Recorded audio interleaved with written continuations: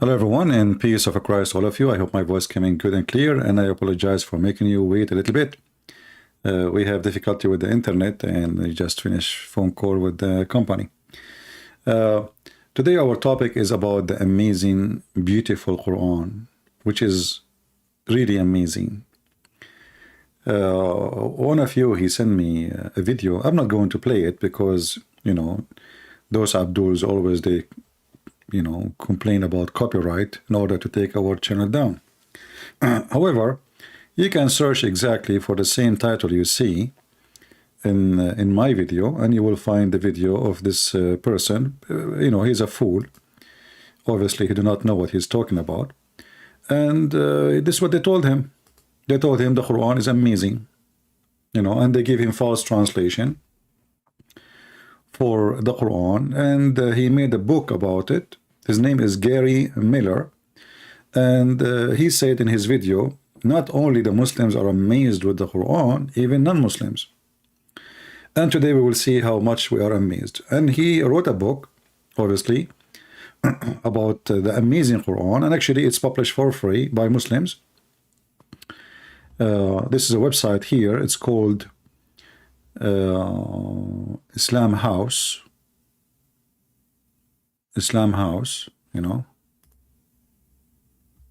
amazing Quran. I will post the link for you. Give me a second.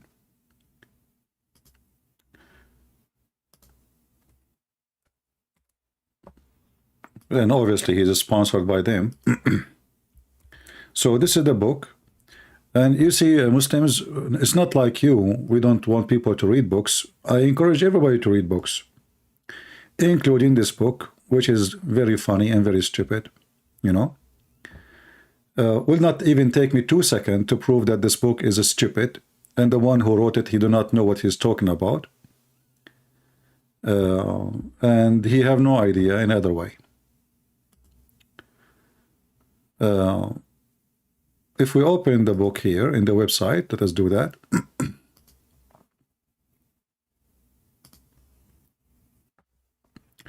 Just after like a page or two, you will see something here. It says, the smaller thing, the smallest thing. So Mr. Gary, he noticed that the Quran speak about the smallest thing. What is that? Many centuries before the onset of Muhammad prophethood, there was a well-known theory of atomism advanced by the Greek philosopher. He and the people who came after him assumed that matter consists of a tiny, and etc. blah blah blah blah. Okay. And then he says this is in the Quran. This exists in the Quran. Yet, interestingly enough, this information had already been documented in the Quran, Surah chapter 34, verse number 3. And he say here, He, Allah, is aware of an atom's weight in the heaven and the earth, and even anything smaller than that. And now he is talking about the atoms, how the Quran know about the atoms. Just to say to this idiot, if anybody know him, the word in Arabic is dharra. Dharra is an ant, is not an atoms. So whoever said to you the translation, he is making fun of you.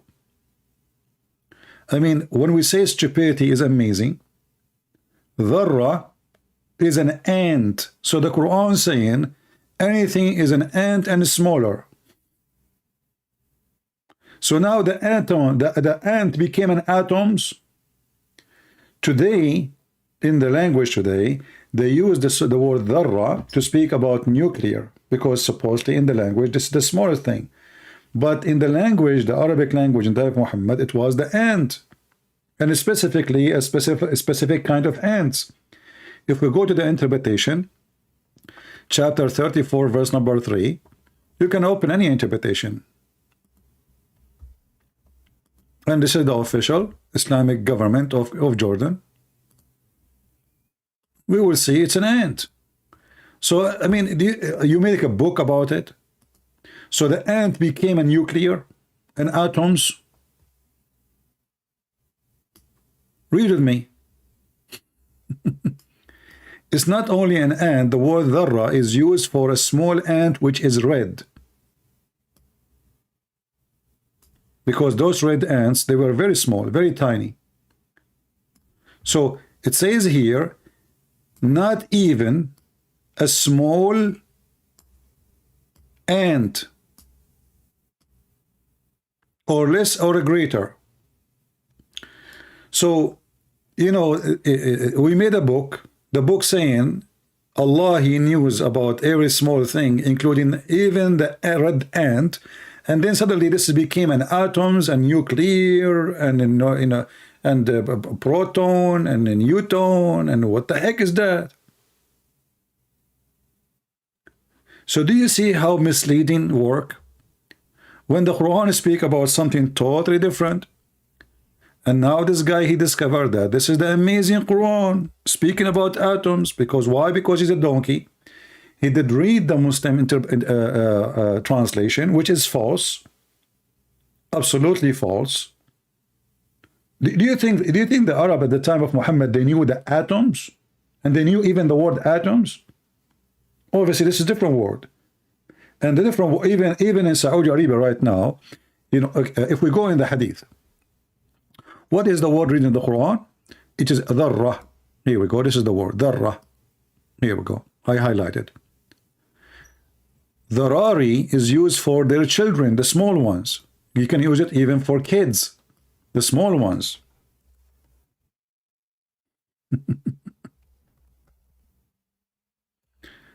What an idiot. And this is why, you know, we love when those Western, they come with such a statement. Here they say to Muhammad, is it okay to kill the little ones of those who they are mushrikeen?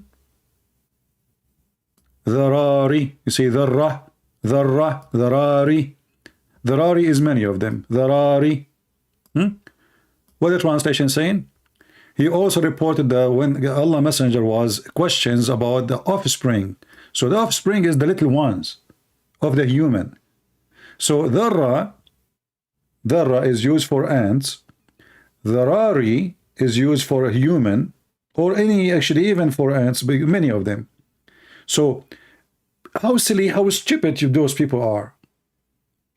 And then we go and we make a book and we claim that the Quran is full of amazing discoveries. How long it took us to destroy the first thing in your book? 2 minutes. So we continue. Honey. Okay, what about the honey? Another example of what one might expect to find in old book that teach upon the subject of health and medicine. So it's outdated remedies for cures. Various historical sources state that the Prophet gave some advice about health and hygiene. Don't remind me of the hygiene. The Prophet, he used to take shower with dead dogs and women blood from period. And the water have a stinky garbage, and he claimed that water is always pure. That is science. And then, yet most of those pieces of advice are not contained in the Quran at first glance. To non-Muslim, this is appears to be negligent, omission. They cannot understand why Allah would not include such a helpful information in the Quran. Again, this idiot is a stupid. It's in the Quran. So he thinks this is in the Hadith. He thinks the Quran never spoke about honey, but the Prophet, he spoke about honey. So here it says, the Prophet advice appear outdated when later discovers occurred. People might say that such information contradict that what the Prophet have given. Thus, since Allah would never allow any opportunity for non-Muslim to claim that the Quran contradicts itself or teaching, the Prophet only include in the Quran information and example which could stand the test of time. However, And one examination, the truth, realities of the Quran, of its existence and divine revelation is the entire blah, blah, blah, blah, blah, blah. Let's go. Where is the miracle now and read the miracle? What is the story about the honey? I can't wait. And he shows us nothing. Let us go to the Quran just to show you how those stupid people, they work. If you go in the Quran, according to the Quran, Allah, he ordered the bees to go and eat a fruit and shit honey.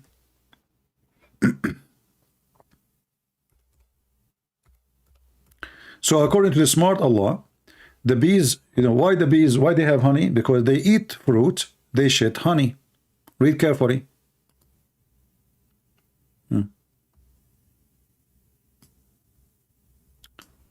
This is chapter 16, verse number 69. Let us zoom in so people can see. Then to eat of all produce of the earth.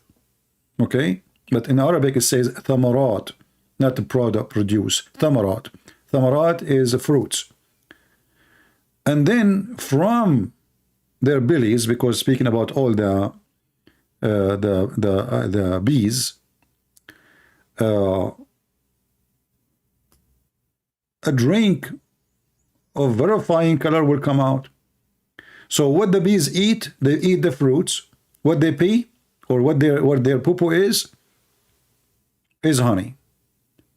And this is have a healing for mankind. But this exists even in the books of the Hindus, exists in the Old Testament, exists in the Bible, exists in, I mean, this is a discovery now. Everybody knows that honey is good, is healthy. What? He discovered, how Allah discovered that the honey have healing. But here, Allah, he discovered that the honey is the poo-poo of the bees and they eat fruits. If you change the translation here, this is Yusuf Ali. Let's see different idiot. Hilali and Khan. What Hilali and Khan will say. Here we go. See how the translation changed? Eat of all the fruits. And then what? And then honey come out from your bellies. But we know that this is false. Honey does not come from the bellies. Who said so? You see, when the bees they go and they suck the nectars of the fruits or flowers, they bring nectar. They don't bring honey. And then the worker bee, she is not the one who will make the honey. She don't deliver honey. So according to the Quran, this bee, she go out, she bring back honey. This would come from her belly. But in reality, this is a false statement. For then the worker deliver to other worker who is in the hive, and those who they are in the hives, they start processing the honey. So the honey is not coming out of their belly of those who collected the nectar. So this is another stupid statement in the Quran. And then the story continue. Look like the stupid website. Each time we go exit, it's closed. You have to click again to open it. Prophet Muhammad and the Quran. Okay. One assume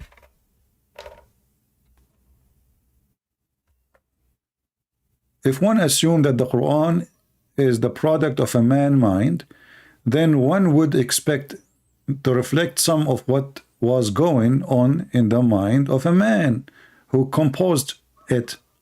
In fact, certain, etc., blah, blah, blah. Well, for sure the Quran is not coming from the mind of a man. It's coming from the mind of his testicles. As an example, when Muhammad, he says, any believing woman, she want to offer herself to the Prophet so he can F her. Is that the mind of God?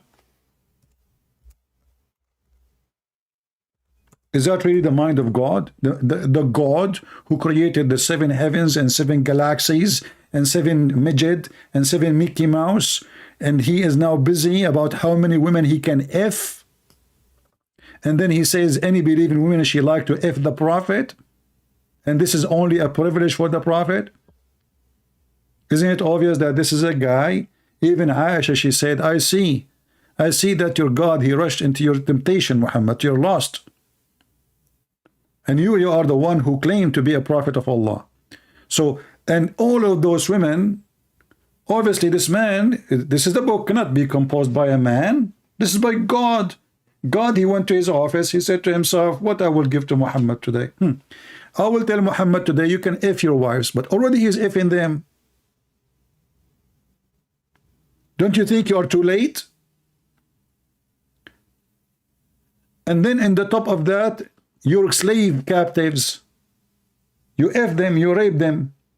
In the top of that, who you own them by your hand. In the top of that, the daughter of your cousin from your mom's side, the daughter of your cousin from your dad's side, the daughter of your cousin from...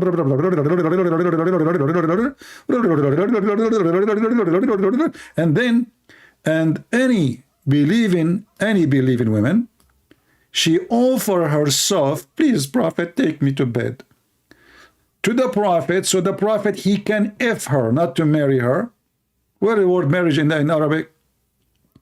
Yes, tankihuha, to F her, continue, ing. As a privilege to you only. You see, this is no way, this is a book made by a man, this is a book made by God. So this God who made a law for all the Muslims, he made different law for one guy, his name is Muhammad. It's different. What you can say about it, what you can do about it. He wanna F as he wish. And then when the women, they start coming to Muhammad, and many of them, they are old, and this is what Muhammad, this is not what Muhammad looking for. He made a verse after it says, you, Muhammad, can postpone the turn off whom you will of them. Like what? Between two brackets, your wives, you idiot. They are not wives. They did not marry him yet. Those are women are offering themselves, and Muhammad now, what he will do, he told them that Allah, he told me, any woman, she can offer herself. So those women, they thought, okay, here we go, we get a free retirement. We sleep with Muhammad, we will get a free retirement forever. I will be the, the girlfriend of the Prophet. So all women, they start coming, and Muhammad, this is not what I'm looking for. So now he made another verse, says, well, you know what? Allah told me I can take whatever I wish and I can refuse whatever I wish. So you may receive and you may receive whom you will. You believe it? So this idiot, he is saying the amazing Quran. For sure it's amazing. And do you see how amazing it is? I'm really convinced that the Quran is amazing. If there is any Muslim, by the way, would like to join us and tell us about the amazing Quran, I don't mind. I can open my Skype and I will take you for a snack. So the Prophet, there's no way he wrote the Quran. So we continue. What else? We go back.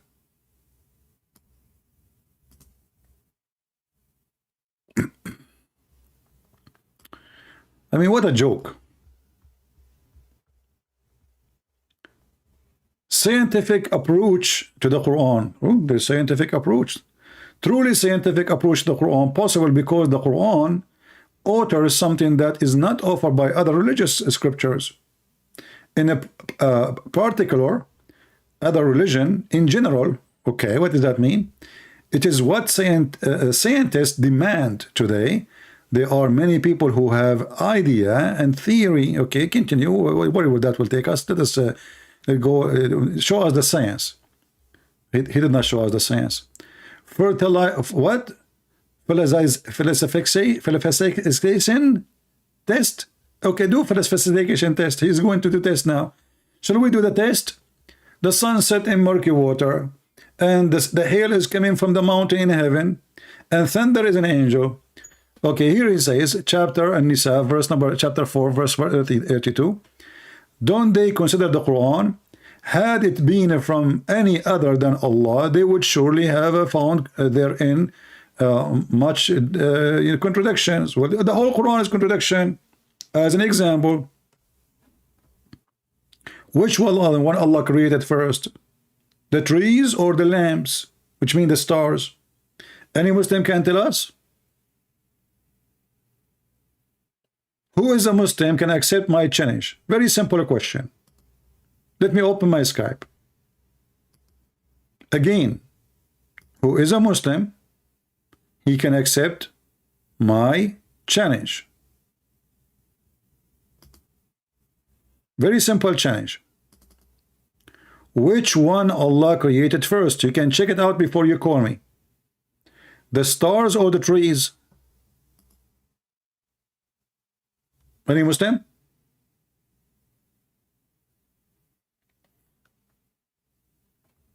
Very simple.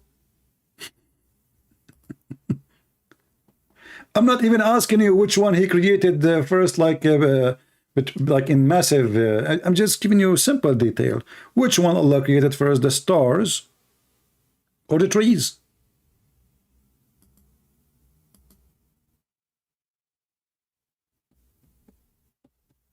Anyone?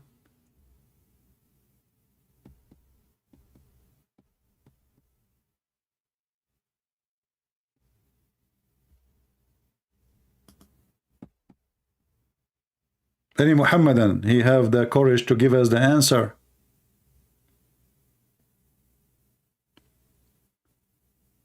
And there is tons of examples about contradiction. All the book is contradictions.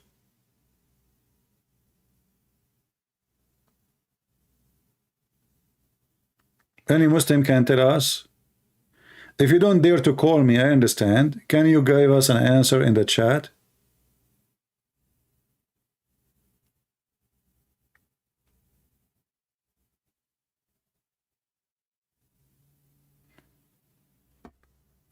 Lisa, I don't know if you are using the correct Skype.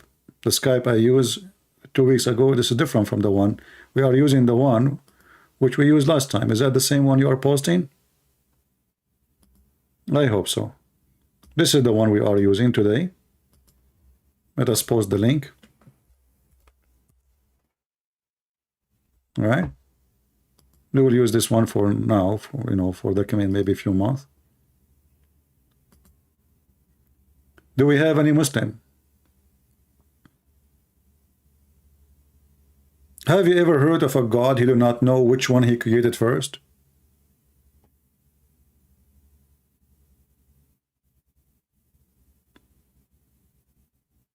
And one of the most stupid thing, actually, this logic, if there is a book is made by other than Allah, well, you will find in it contradiction. That's mean my book is made by Allah, because there is no contradiction in it. I mean, do you see even the stupidity and the stupid logic? Anyone can make a book has zero contradiction. What does that mean?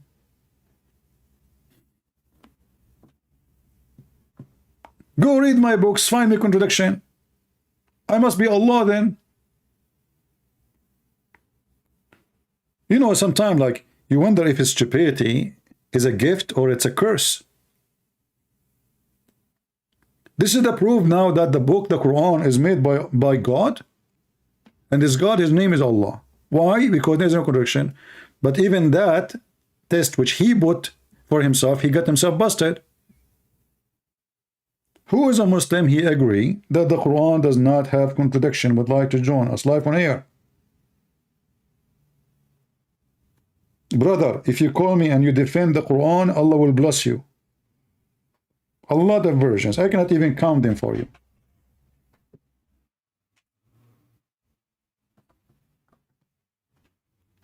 Who is a Muhammadan would like to get a bunch of versions because of me?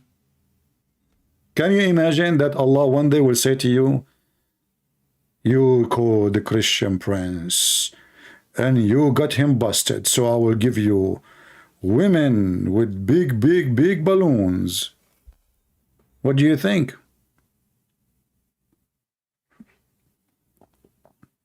But you will lose, you will win anyway. Allah is with you. I mean, come on, just face it. If Allah is God, you will win. Any Muhammadan?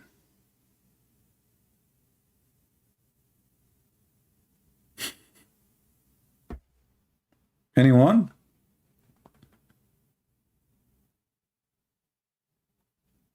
Remember the Prophet, peace be upon him.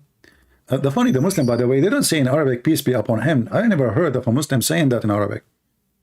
They say, Sallallahu Alaihi Wasallam, which means Allah pray on him and salute him. Have you ever heard of a God he salute his messenger? I mean, we are talking about God. You see, If you serve in the army, always you salute the one who is higher than you first. Always. So if I was a lieutenant or a captain, I see a major, I have to salute first, and then he salute back. In Islam, Allah, he saluted the Prophet, and he pray on him. And then the Muslim in the translation, they give us false translation. They say, peace be upon him, brother. Where we can find that in Arabic? Any Muhammadan? My Skype is open. Mayday, Mayday, Mayday. Do we have any Muslim would like to put that into test? And this is a test. This is an examination. Allah himself, he chose him for himself. So we cannot say, oh, this is not the way really to prove the Quran to be from God or not. As you see, you Muslims are proud about it too. So what we will do now, in 2 seconds, we can prove that this is a false challenge, and the Quran is full of contradictions. Not only one, not only two, not only three, not only four. You know, I'm not going to count for you. You count. Who want to do that?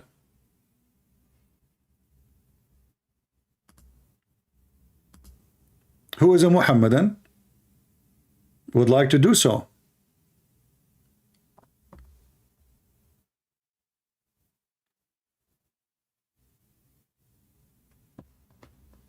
Anyone? Until now, our Skype is empty. There is nothing. Nobody is calling. Nobody is texting. You cannot call me right away, by the way. You have to text me first. Unless you call me before, maybe. I don't know how the setting of this new Skype now. Any Muhammadan?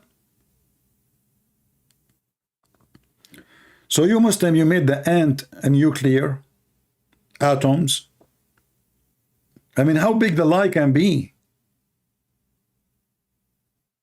By the way, the Prophet is so good in hygiene. Isn't it the Prophet, he says, if somebody eat with his hand, when you eat with his hands, lick your fingers if you could not lick it, or ask somebody, your wife or your slave, just to lick it for you? I mean, this is hygiene.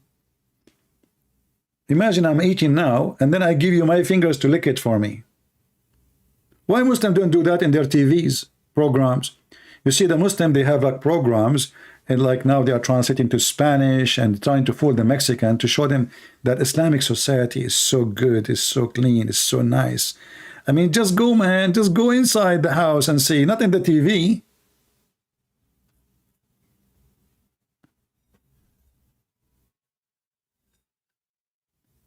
Very clean. Do we have any Muhammadan? Mayday, Mayday, Mayday. Who is a Muhammadan when I took this examination, a challenge made by Allah, into test? Anyone? Don't give my fingers. Why? They will bite them.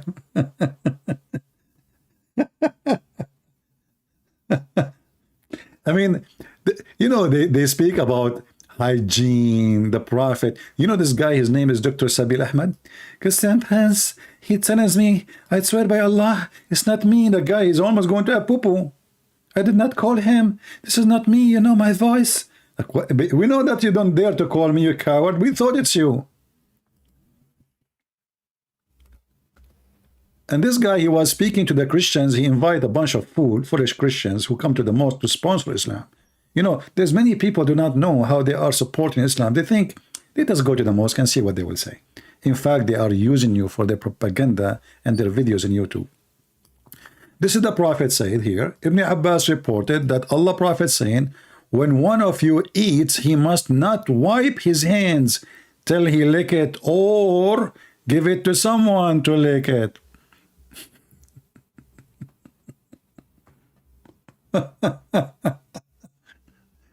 And now what they will say, this is da'if, this is sahih, my friend, this is authentic. It's authentic, as you see. This is al-Bukhari. Huh? Muhammad, he claimed that when you lick your fingers, you are licking the blessing of Allah.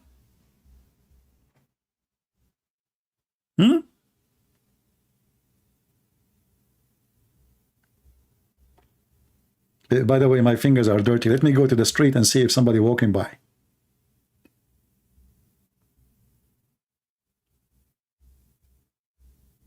Imagine you go to a restaurant, fancy restaurant, all of them, they are following the Prophet teaching. No spoon, no fork. Use your hands. And now everybody licking the fingers of everybody. Brother, the blessing. Thank you for the blessing from your fingers.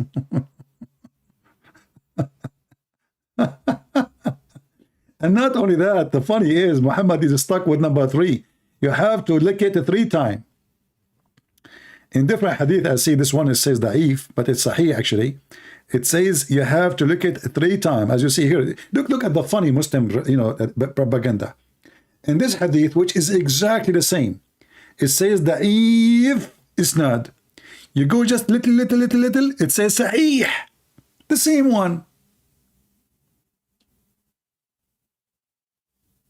Sahih, da'if. Sahih, da'if, sahih, da'if, sahih, da'if, sahih, da'if. What the heck with this religion? And Muhammad is claiming that because you don't know where the blessing is in the food, there is something called the blessing. So you have to lick the blessing. This is the only religion you can lick the blessing. My friend, don't text me unless you are a Muslim. We want Muslims to call us. Why somebody is a Christian is trying to call me?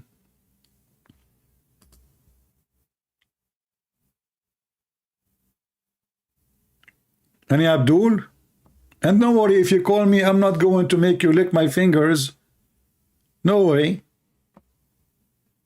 And the excuse is, for he does not know in what portion of the food the blessing lies. Like, what the heck? So in the food, there's like a blessing.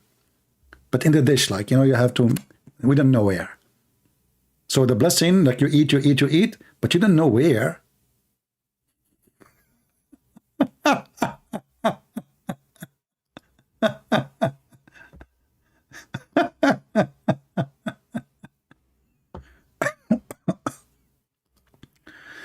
Oh boy, how far stupidity can go. Why you don't put that in your book, the one who made a book about the amazing and the science of the Prophet of Allah?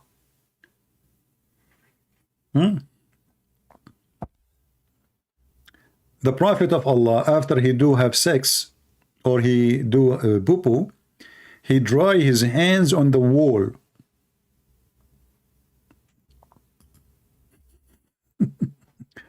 So I can imagine that the Prophet of Allah, he have a Picasso art in his bedroom. Each time he do poo-poo or he have sex, he dry his hands on the wall. Try it. Just try it, try it. Let us see what you will have, what kind of a drawing you will have in your wall. The Prophet, he have wallpaper made by his fingerprint. Any Muslim would like to call us to talk about the contradiction in the Quran?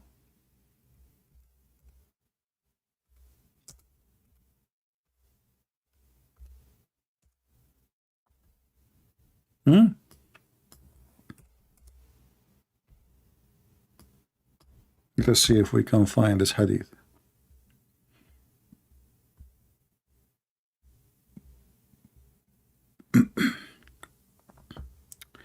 Brother.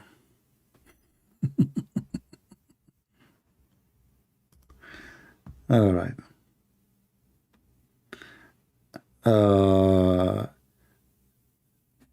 Somebody saying he is a Muslim, he converted to Christianity. No problem. Still, I will not take your call. We want a Muslim to call us, not somebody converted to Christianity. We want a Muslim. Any Muslim. And why you converted to Christianity? I'm upset from you now. Don't you want your fingers to be licked and get an endless private part? And you will go to heaven where the women there, they have huge balloons. Man, this is what scared the hell of me. I mean, how big they are. And the funny is, the Quran used the word kawaib. You know kawaib, you see the Kaaba? Kawaib is a cube. The Muslim translation for the verse here, you will see different translation from the bent from 1 to 1. Here it says, and young full-breasted. Okay, young what?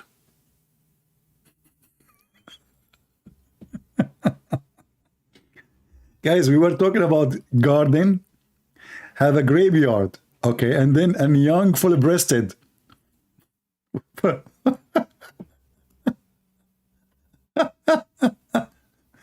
You change the translator. Let us go to Yusuf Ali. Yusuf Ali, he have a word I do not know how to say, so forgive me, please. I always play with it. And you will have, what is the word women in the verse? Wait, Muslims, you add in words in the Quran. Where is the word women? This is the verse here. Where is the word women? Where? Anybody can tell me how you know it's women? And here it says, Volo octopus. Oh, we will get an octopus. You know, women, they put their fingers around you, and that's it. They are octopus, brother. Volobotos.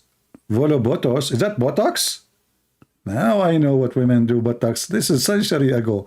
14th century ago. So women, Botox, women equal age. What equal age? What the heck is that? So you are promising me women who have a Volobotos boobs? That's a miracle. I mean, isn't it obvious that this God must be true God? Who is the... If there is any God in the world, he give you women with big boobs? Or Volo octopus? Only Allah must be a true God. And this, look, there's no contradiction here. Here we go. We found the verse in the Quran have zero contradiction. Salah saying, Salah is a Muslim, I think. He's saying, any decent Christian follower of Jesus here? Salah? Brother, why you are asking? Do you have a top secret? You want to share it only with the true follower of Jesus? Look how... You must be working for Putin, man. Salah? Why you don't call me buddy? You are the guy who keep posting in the comment section, right? If there's any decent follower of Jesus Christ, your Quran even forgot to mention his name. Do you know that your prophet do not know even what the name of Jesus? Oh, privately, guys. Salah, he can answer you privately. Why you don't answer us without privately, brother Salah? Why privately? Why privately? Okay, I want to talk to you in private. Can you call me, please? Salah? Me and you, we will have a private call. Nobody will know about it except YouTube, Facebook, Instagram. And the last one to know, as usual, is Allah. So why you don't call us as long as you have answers? I mean, look how brave they are. If you are, please contact me privately. I will be happy to answer your question, but not this quack. You are talking about who? Prophet Muhammad, calling him quack? Shame on you. Dude, as long as you can answer any question, very simple question. Why you kiss the black stone? Tell them, go ahead. Why you Muslims kiss the black stone? Give us an answer, we are waiting.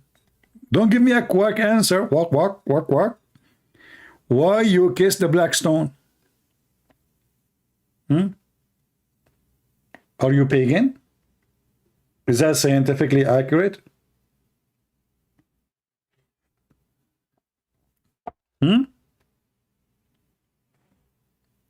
Hey Muslims, why you kiss the black stone?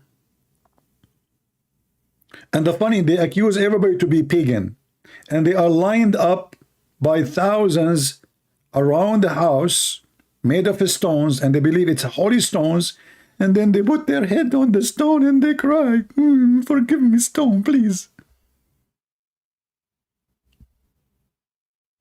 Are you there?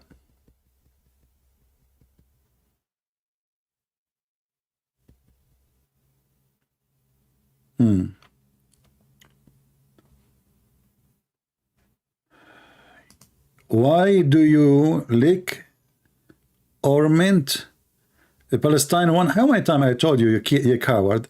You are a Pakistani, and yet you call yourself Palestine. Go change your name. Come back to Pakistan. What's wrong with you? Are you ashamed of? I mean, look at this religion. Those people, they have nothing to do with any of, even their God, Allah, forget to mention the word Palestine. You cannot fight in the Quran.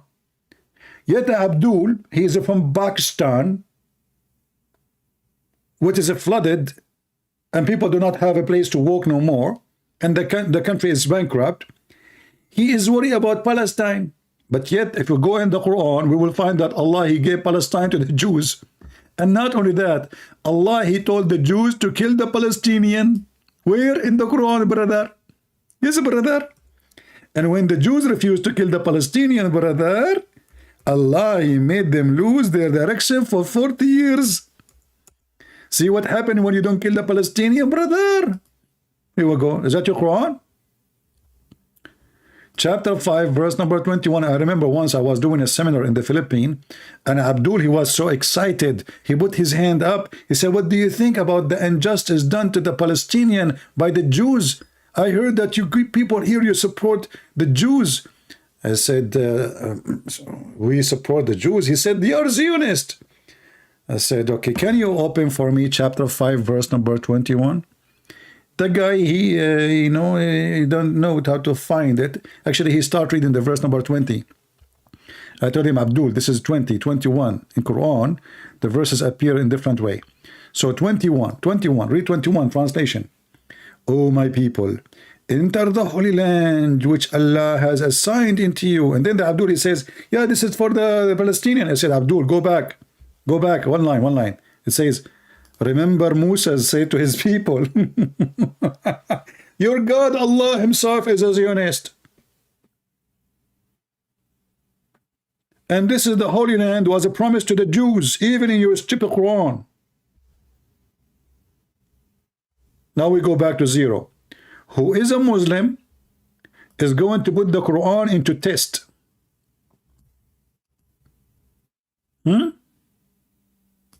A guy, his name is Gary. He said, look at that sentence, brother. Allah is very sure.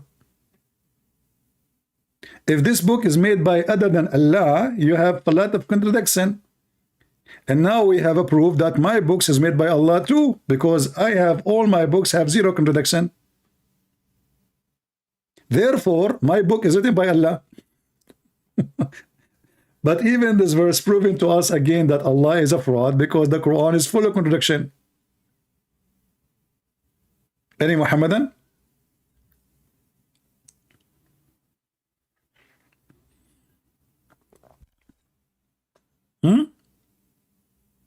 Any Muhammadan want to put the Quran into the challenge? See, the one who put the challenge is not me, so don't be upset. It's your God. And this guy, he says, a perfect example how Islam provide man with a chance to verify it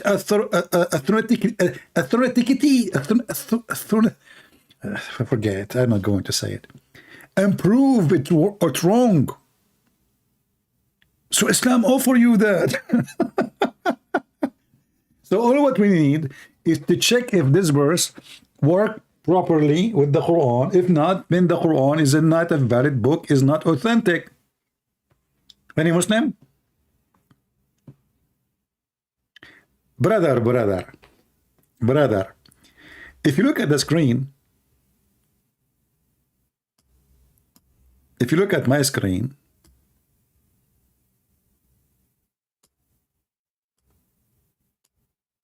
Do you see the stars in the screen, brother, moving?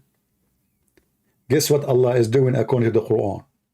Allah is using the stars to shoot the shaitan who is trying to steal information from Allah. Science. So Allah, He says, we made the sky protected roof. What the Muslim they say? This is atmosphere. When we go in the Quran, we find that the Quran saying the opposite. This is Allah shooting the one who tried to go to the sky. Not the one is coming from the sky.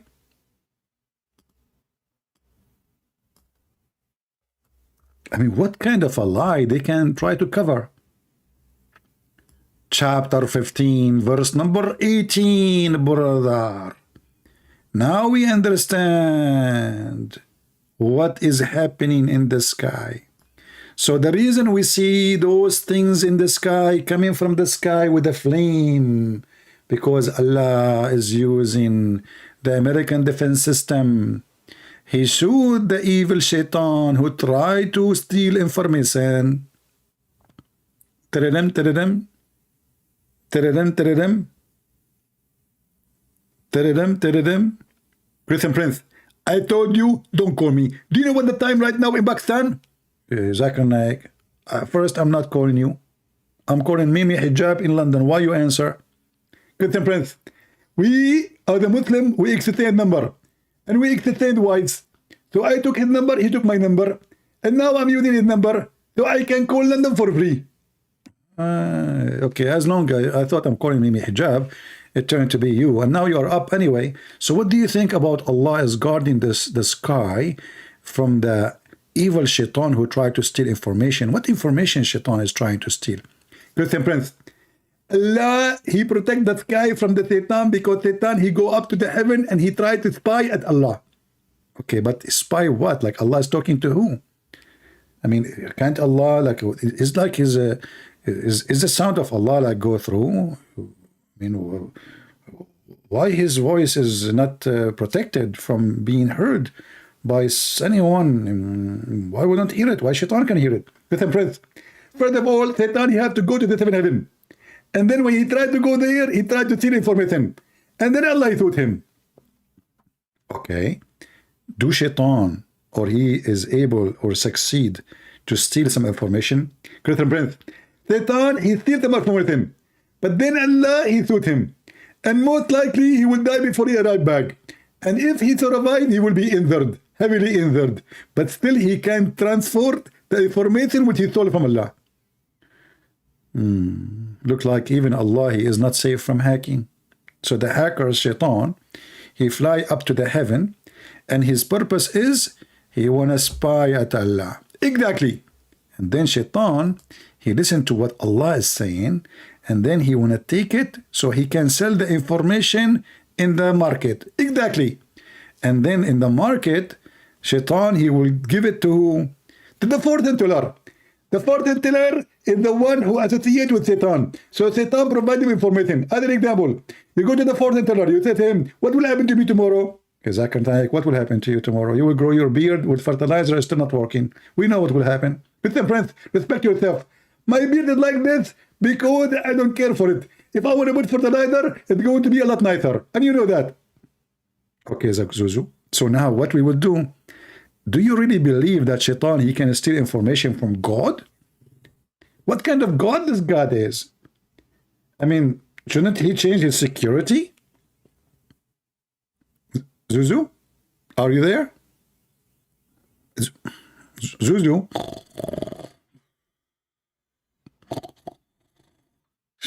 Hey, Zuzu, come on, I know you're on sleep. Come on, don't play this game with me.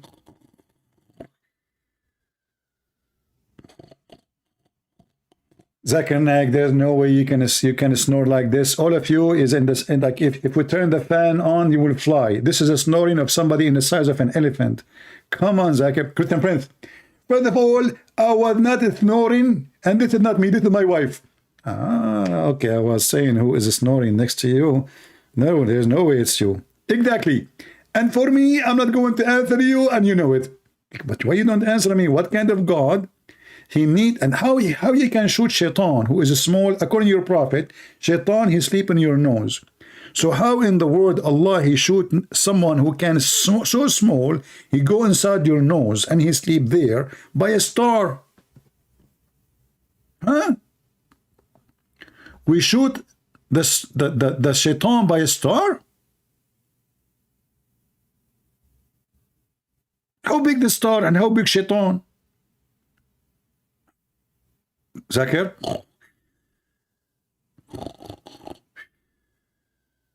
So look at them. We are making a challenge to put the Quran into test, and until now the Muslims are not calling.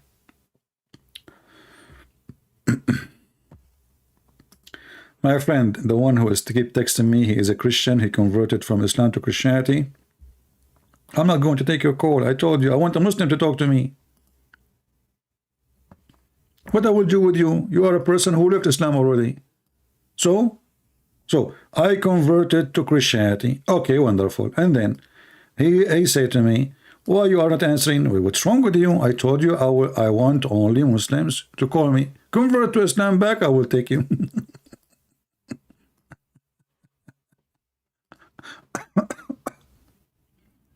Any Abdul?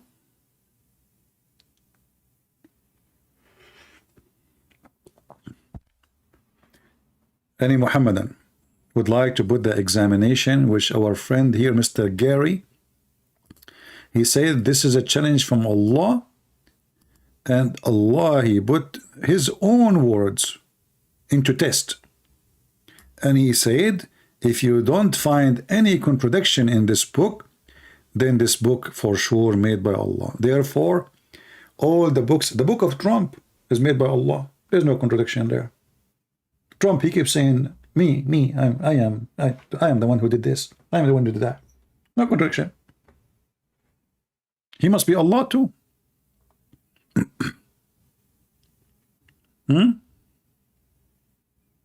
My books too, made by Allah.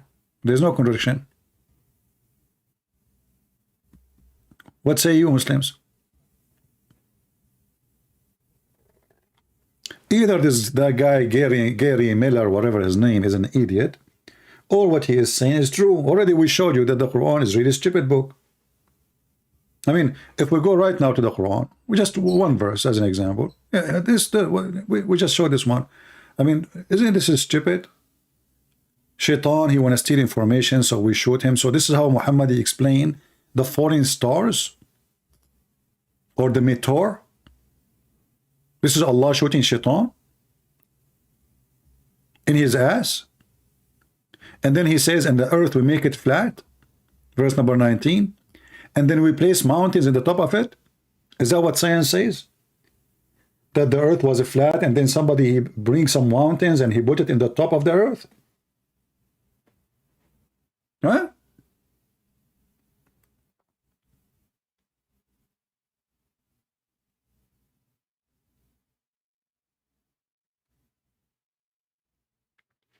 Any Muhammadan?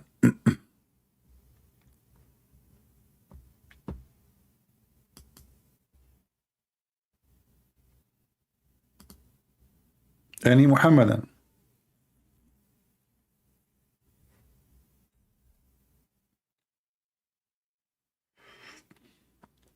Mr. Salah saying, show your degree in Islamic Sharia, CP, unless you are a liar. My friend, I have thousands of people who know me for real. So if I say such a thing, I mean, many people, they will laugh at me, including my own family. So you are a stupid idiot. Secondly, you know, when I got my degree in Islamic Sharia law, my dad, he said to me, you got degree in farting. Do you think I'm even proud about it? Sharia law? What is Sharia law? How to shake your penis 3 times? What Sharia law? I mean, the Muslim, when they say Sharia law, you think there's a law. Why you don't call me and we will see who knows the Sharia, who do not. Show me, check me your degree. Why I'm applying to work for you? Why I want to show you? Anything else you want to see?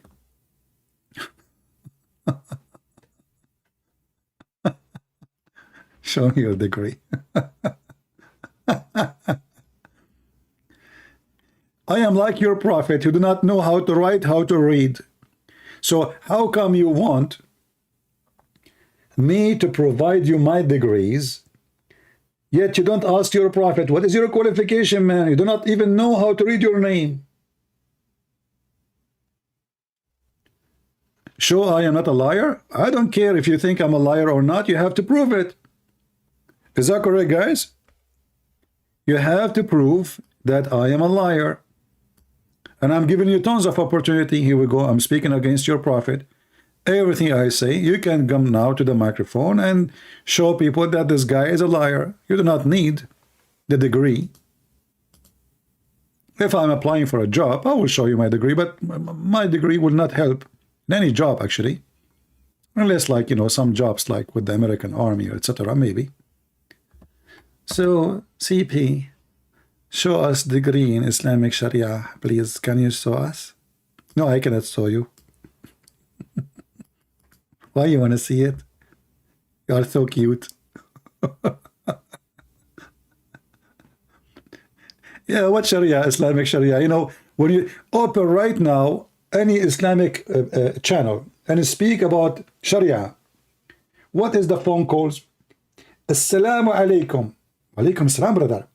Brother, my wife, when we were having sexual intercourse, a drop of her milk came in my mouth. She became forbidden for me, brother. This is Sharia. So now there's millions of people listening to the Abdul who was sucking the nipples of his wife when he was having sex with her, and now he is worried. What his worry is, because in Islam, brother, if we drink the milk of a woman, we became like mother for me. She's my mother now.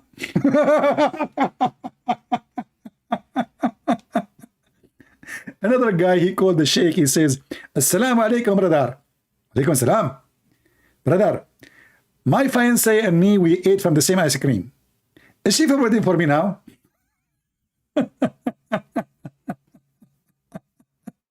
Sharia Allah. Oh boy. You know what? As long you are a person who can examine Sharia Allah, what is the point of a growing woman? She can give her boobs to a stranger. What that will do exactly? Can you tell us? Huh? What do you think?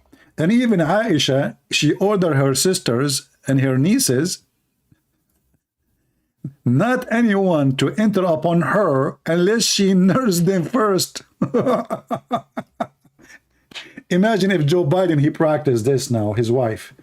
Anyone want to enter upon Joe Biden, you have to nurse the sisters of Joe Biden and her nieces and her granddaughters. Especially men. Do you see it? Here we go. We are learning from your Sharia law. What is the Sharia law? Are you Muslims or Hindus or something? Do you think that milk will make you like the cow your mother? And according to the fatwa, in this case, that milk will not forbid the man from having sex with her anyway. I can show you right now the fatwa. Only the milk of a child, like if you nurse a child, and you have to nurse for long, not like once, that is according to a Sharia law, that the child cannot have the woman or even her children to be married to. But here we have an adult. The Prophet, he ordered adult women to give their boobs to strangers. What is the law? Somebody saying, what is the jinn? Jinn, according to Muhammad, are creatures who they are. They can have sex with Muslims. They can eat, and they eat bones. You know? You know, once Muhammad, he was doing poo-poo, as usual, all the day. So he asked his companion to bring him something to clean his ass with it. All right? So one of them, he used to give him always bones, but this time Muhammad, he came with something new. So he said to him, don't give me bones, for this is the food of the genies. So mistakenly, some Christian, because they are ignorant about Islam, they think that genie, it is the same as saying a demon. Demon are a spirit. Genie are not. They don't even have a spirit. Genie are creatures who they eat, have sex, they have kids, they have babies, and even they sleep with a human. All right?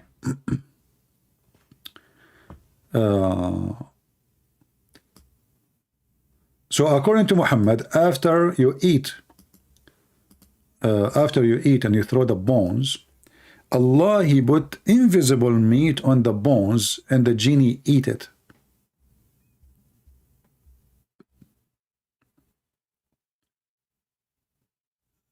As you see in this hadith here.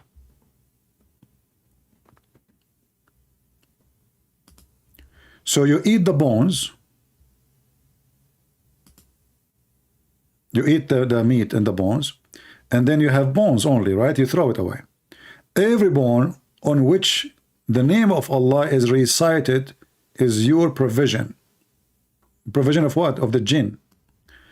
And this is a conversation supposed to happen between Muhammad and the genie. Here it says, you can read, let me pause the hadith for you. I will post the link. You can read it. It's funny, it's stupid, showing us the science of Muhammad again.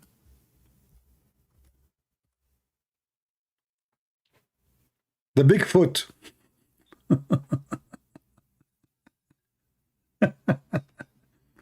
So the genie, they are asking Muhammad, they have any conversation.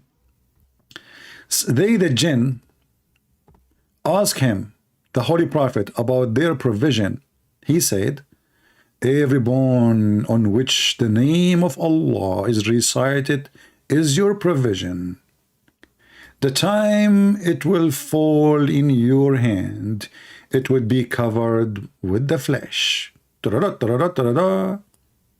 And the dung of the camel is fodder of your animals. So the genie, they grow goats. They have animals too. They have pets.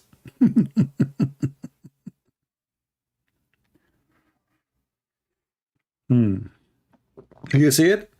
So the genies, they are not only creatures who eat and have sex and do poo-poo and, you know, and have sex with the human, with Muslims specifically, as according to Muslims. Even they have bets. So the poo-poo, brother, of the camel and the human is the food of your animal. You pretended Islam and Christianity don't both believe in stupid things. Science for dinner. Well, I don't know. I think, you know, you are talking about science and you are talking about stupidity, but yet your name is Science for Dinner. So my friend, you are the kind who eat science, who shit knowledge. Look at your name. Science for dinner. So this guy, he eat science, he shit knowledge. And now he is doing his poo-poo in the chat. Okay, why you don't give me something the Christian they believe in is stupid? Go ahead. What you obviously you're an atheist, right? And you eat science for dinner and you shit knowledge for in your bathroom. Give us one of your poo-poo. Go ahead. What is the stupid thing the Christian they believe in? Go ahead. Don't play dead now. Oh, he is doing poo-poo now. He's eating science for dinner. Science for dinner. What do you do for breakfast? Stupidity. Okay, what about lunch? Biden. That's deep.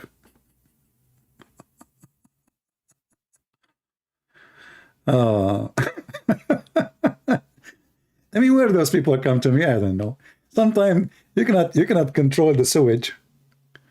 Do we have any Muhammadan want to say anything? We go back to the challenge. I mean, look at this. Until now, not a single Muslim he dared to take the challenge into test. Either this is true, or the Quran is a book of stupidity. there are many who claim even Muhammad never seen, never exist. CP, what is your take on this? My friend, Muhammad is exist or not exist, none of my business. I am here to laugh. I prefer that he exists. Who cares? I mean, those things, my friend, if he's exist or not. There's a more than 1 billion human being. They believe in his existence. So why wanna what that mean, not exist? Don't hurt their feeling. I am against hurting the feeling of anyone. So no, he exists, but he's in the grave, he's dead. So now the question is, how such an exist man, his name is Muhammad, claim that he's sent by God, he says such a stupid thing. So I say he's exist, and the proof is stupidity. I mean, you cannot accuse somebody of stupidity, yet he doesn't exist. That's weird. As an example, when the prophet, he says that women, they have a sperm, and there's sperm coming from their ribs. How the prophet knew that? Amazing. All my life I was suspicious about women. They act weird, especially when it's come to their chest area. Like they cover it, they hide it, and they have a bra, and and this bra is armed with like some kind of material and bra. Something's fishy there. So I said to myself, what is behind the bra? What are they hiding? And then when I did read the Quran, brother, and then I found that the backbone is where the human being, a man, a male sperm coming from, and the women ribs is where there is sperm coming from. I know now what are they hiding. Those bra, brother, they are full of sperm. And when it is time, they flood you with it. Boing, boing, boing. This is why you see those like women when they jump, like boing, boing, boing. Why? Because they have a breast testicle there. You, because you are ignorant. What is the guy's science for dinner? You, because you are ignorant, you think those are breast. My friend, update your information. Those are not information. Information. Okay, let's speak French now. Le français, okay? So, they are breast testicle. It's very easy to speak French, by the way. You say like, le breast testicle. Okay, so it's according to Prophet Muhammad. Let us go to Ibn Kathir. I mean, this is the book of God. What you can say about that, Yeah, all right. So chapter 86, verse number 7. Let us go to Ibn Kathir. Because Muslim, they might say is lying. It's not true. The Quran never say that. You're a liar. You're a liar. Here we go. This is the Quran. And this is Ibn Kathir, brother. And this is your website. Let us see what Ibn Kathir will say. That's deep. Are you ready? Are you sincerely ready? Meaning the backbone of the man and the ribs of the woman, which is referring to her chest. So it's a sexual fluid, meaning he created from a water gushing forth, meaning a sexual fluid that comes out, burst forth from the man and the woman. We are created from what? From a sexual fluid burst out from the man and the woman. Put that in your mind. Take a note, take note. Thus the child produced from both of them by permission of Allah. Due to this, Allah says, proceeding from between the backbone and the ribs, meaning the backbone of the man and the ribs of the women, which is referring to her chest.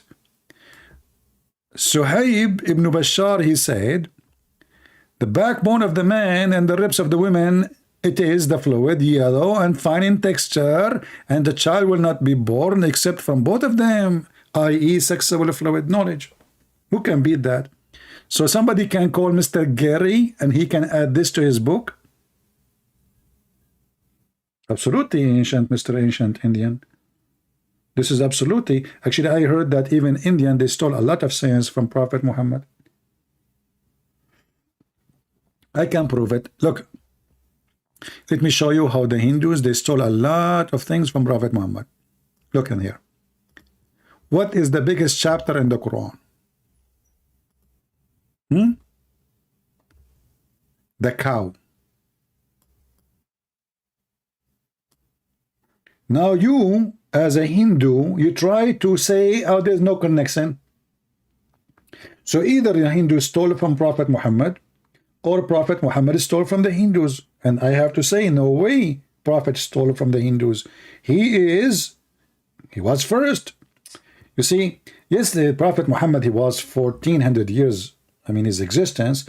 But according to Prophet, according to Prophet, he says, I was a prophet, and even when Adam wasn't created yet. If that's deep.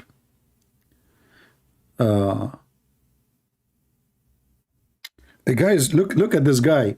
He is teaching us about language. Sila Akar is saying, ask yourself. This is serious, brother. Sala, thank you very much for mentioning this. I mean, you shamed me now, brother. Ask yourself, if Jesus would be pleased by your language or listening to this quack. Okay, you see, let us change the language. I'm going to use the language of the prophet. A man, he came to the prophet and he said to him, I did F a women. I slept with the women, sorry. He did not say the F word. I slept with the women. I have intercourse with women. The prophet, he said, maybe you did touch her? The prophet said, no. He said, maybe you blink your eye with her? The prophet, he said, the guy, he said, no. The prophet says, maybe you effed her? And this is the F word in Arabic as it is in the front of you. Aniktuha. So you potato, you want to teach us how to speak and what language we should use? Do you see how hypocrite you are? There's a million word to use instead of saying, did you F her? What your prophet he choose? Did you F her? Try to take this word and post it in any Islamic form. Let us see their reaction. This is your prophet language. Shame on you, I'm quoting your prophet. And look at the false translation of the Muslim. They say, properly you have intercourse with her. Where in the Arabic it says intercourse with her? It says, did you F her? Do you see the false translation? Aniktuha is a street language for the F word. It's in the front of your eyes. Are you there? And as long as you are talking about good knowledge, good language, what about your prophet? He promised you a penis will never go limp or go asleep. What do you think? This is Mansour. He changed his name for Mansour for dinner. You know.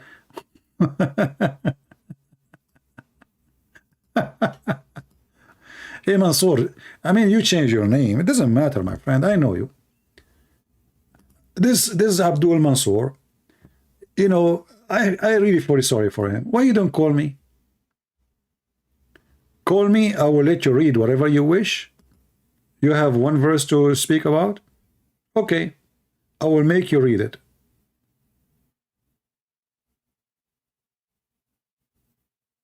What do you think? Do you dare? You're stupid, like your prophet. I thought you're an atheist. It turned to be your Abdul. Any Muhammadan?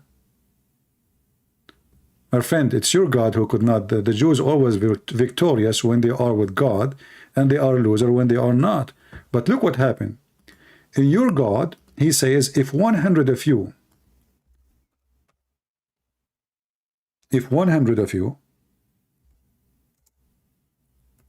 with patient, they can kill 1,000.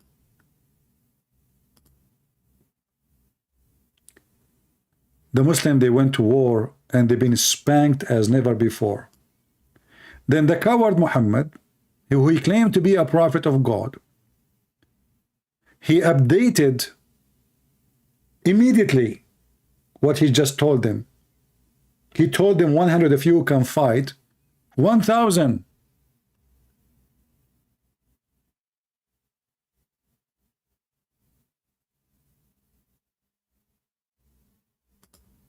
Read.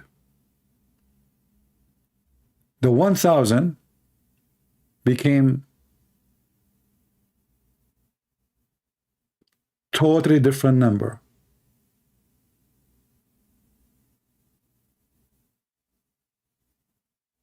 "20 of you with patience and preservation,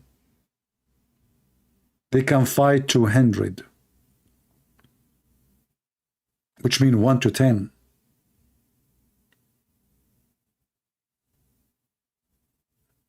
Then what happened? They went to war. They got a big finger from the enemy. So Allah, He says, now in the present, Allah, He enlightened your task. Now He knows. Now, there is a weak spot on you. So, if 100 of you with patience and preservation, the same conditions, will vanquish 200. So, from 1 to 10 to 1 to 2. Do you see the error?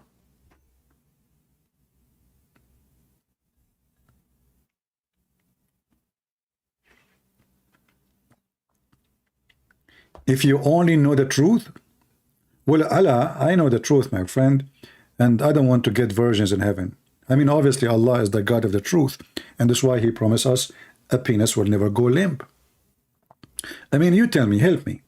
Who is save God? He will promise such a promise. What do you think?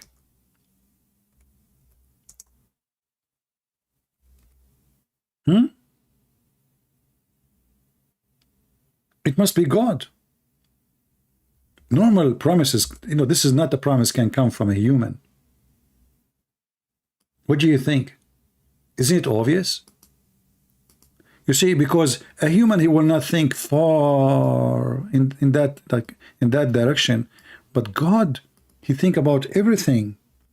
So now He will send us to heaven, and we will have a lot of women to do boom boom to them. But the private part is not working, brother. You cannot F those women, all of them. There are too many, too many. So look what he said.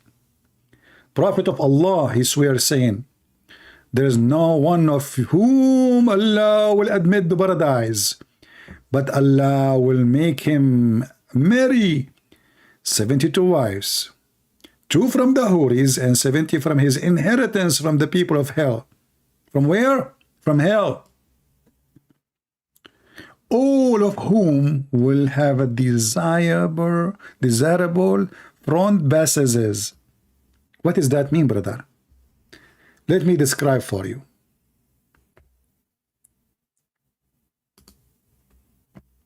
Desirable front bases. Okay.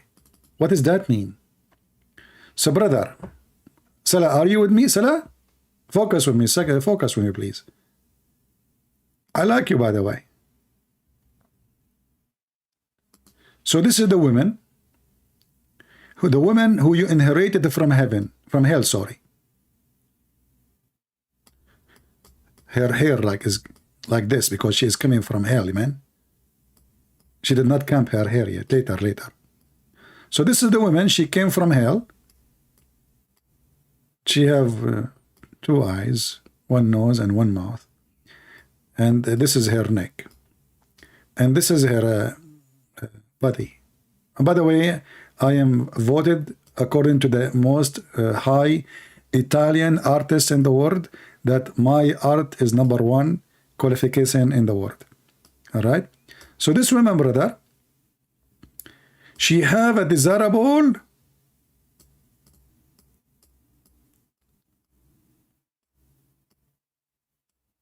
Alhamdulillah, so beautiful. She have what? She have desirable front bases. Are you with me? Let us here show the front desirable bases. Look at this.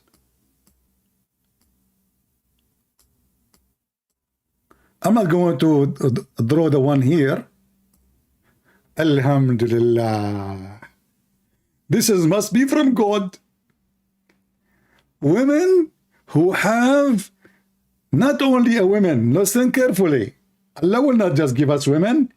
Those women, they have desirable front passages. Are you there, Salah?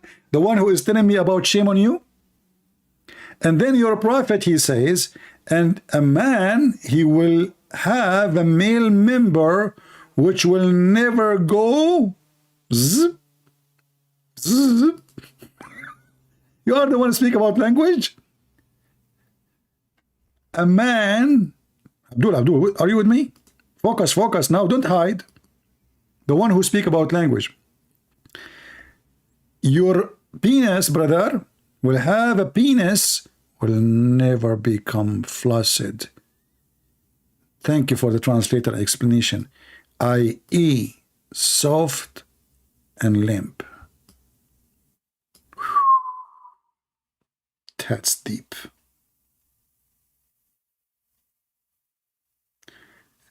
Somebody saying I draw the women without arms. Well, you know, arms. You know why you want a woman with arms in heaven? I mean, don't you know what they can do with their arms and their fingers and their nails? Why you want the arms? This way they can fight you nothing. They can do nothing. You know, just no arms. We don't want them in heaven with arms. Come on, just think about it. Just be smart. I mean, this guy is saying there's no arms for those women. Don't you know that this is done on purpose? Honestly, you want the women in heaven to have arms? What? You are smarter than this. We don't want arms. No nails, no fingers, no arms. That's it. Bingo. This way we can be safe and secure. Huh? Look. A guy, he is saying this is da'if hadith, idiot.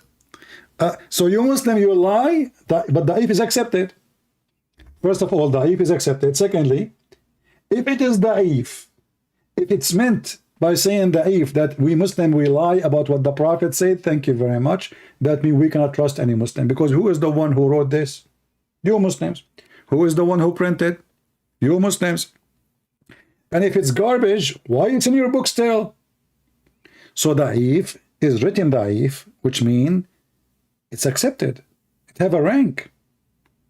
Go and watch the video of Sheikh Hamza. He says da'if argument, weak hadith is a weak argument. Go watch his video. He laugh at you, because that means this hadith have a rank, is not a thrown out. And I'm quoting him. So a Muslim, he tried to defend his religion when he want, and he say this is da'if. This is da'if. No. You are da'if. You Muslims are da'if. Your religion is da'if. Everything you have is da'if. Your prophet is da'if, ta-ta-tum. Your God is da'if, ta-ta-tum. Your Quran is da'if, ta-ta-tum. And your hadith is da'if. And you are coming here proud about it, says da'if? Is that my problem? That's your problem. Da'if.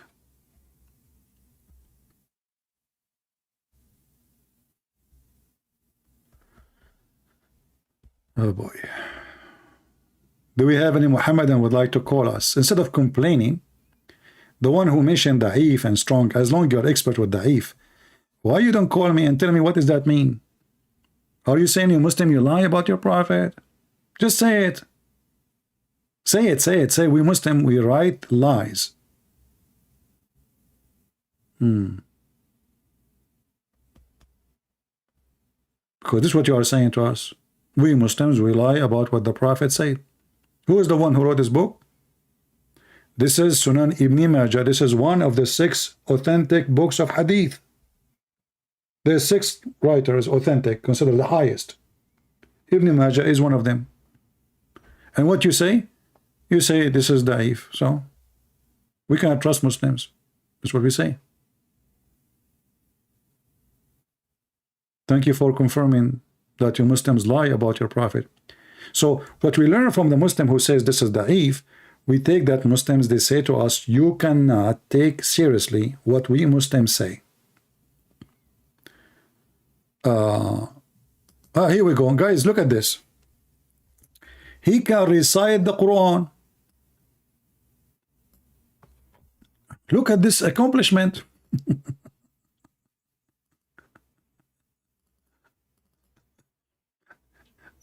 Hey, people, listen carefully. Free Abdul Rahman, he is saying, welcome, Free Abdul Rahman, you are welcome here, my friend. So he is saying, can I recite the Quran for you with the true meaning and tajweed? I think I can change your mind. Okay, what about you call me and I will make you read for me a verse and you can recite it, but you have to give me the meaning. Is that fair, guys?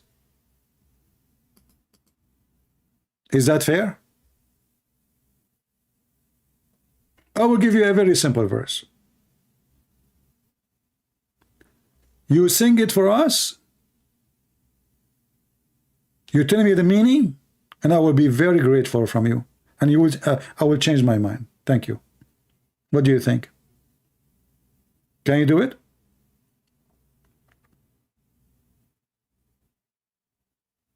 I'm not going to debate you about it. You know, it's up to you. I mean, we can stay talking as much as you want, but I will give you a verse. You recite it. You tell us what is the meaning. You can hang up if you want. You can stay if you want. What do you think? And I promise you, I will give you a very short verse. Extremely short. It's like Ahmadinejad before he wear his shoes. So what do you think, Abdul Rahman?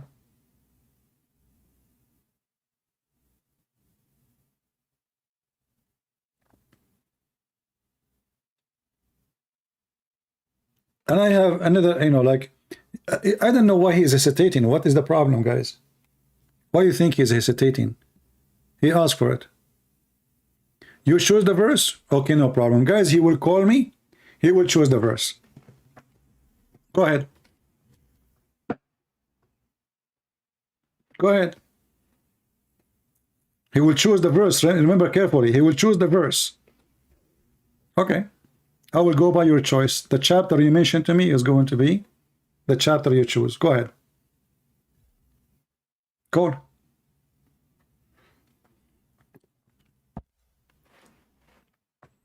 Look like he is not really, he cannot recite the whole Quran, any verse. He know maybe one verse. He can recite only that verse, that's it. That's why he want to choose the verse. Give us the verse you want to recite and text me in Skype, please, so I can call you. I will put it in the screen. Go ahead, I'm waiting.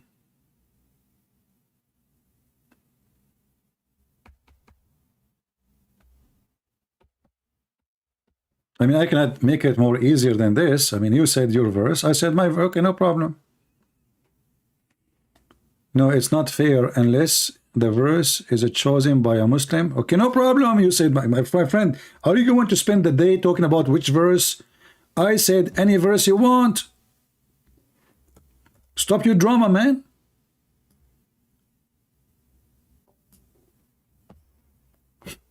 I mean, you see, they are just making excuse not to call. They are ashamed of their religion.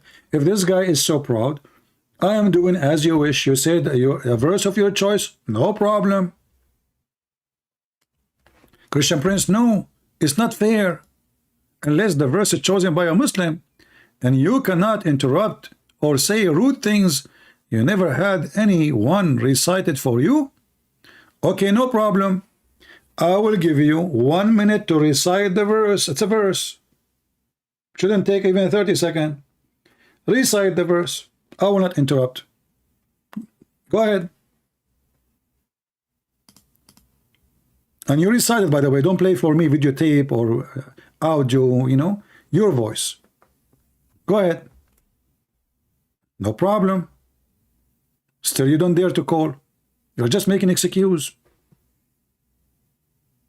You're like the guy who claimed he can dive in the ocean, and he said to him, he said, I can do it, I can show you in the swimming pool. And then, okay, well, no problem, swimming pool is swimming pool, no ocean. Here we go, this is a swimming pool. He says, no, I want to do it in jacuzzi. I said, okay, no problem, this is jacuzzi. He said, no, I want to do it in the bathtub. I said, no problem, this is bathtub. So it doesn't matter what we give you, we say yes, yes, yes, still you will not do it.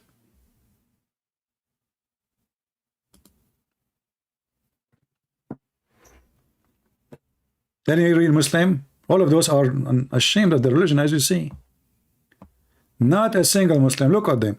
We said, who is the one who can show us that the Quran is saying the truth, that if this is a book made by other than Allah, is going to have a lot of contradiction. What the Muslim they do? They don't dare to take the challenge. They don't dare to show us that yes, Quran teach, and we can prove it. Because they knew the Quran is false. Where is my Zoom link? I don't Zoom, my friend. You call me in Skype. What Zoom? You Zoom.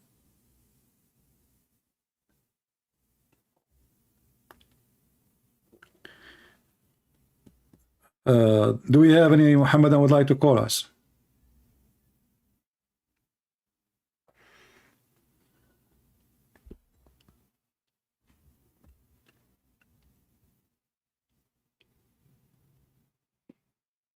Anyone?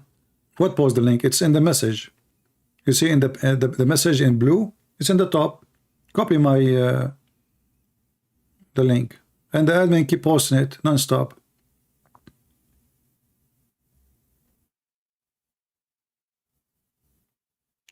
Muhammad Shifan, he is saying stupid CP argument. My friend Shifan, why you don't call me and show me your smart argument?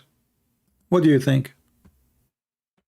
I mean, you know, all what we see from Muhammadan, you are stupid, you are donkey, you do not know what you are talking about, you have no idea, but they will not call us and show us, give us the idea,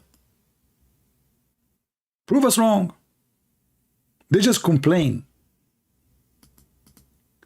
And the reason they don't dare to call, because simply they knew that they don't themselves have an idea how to answer.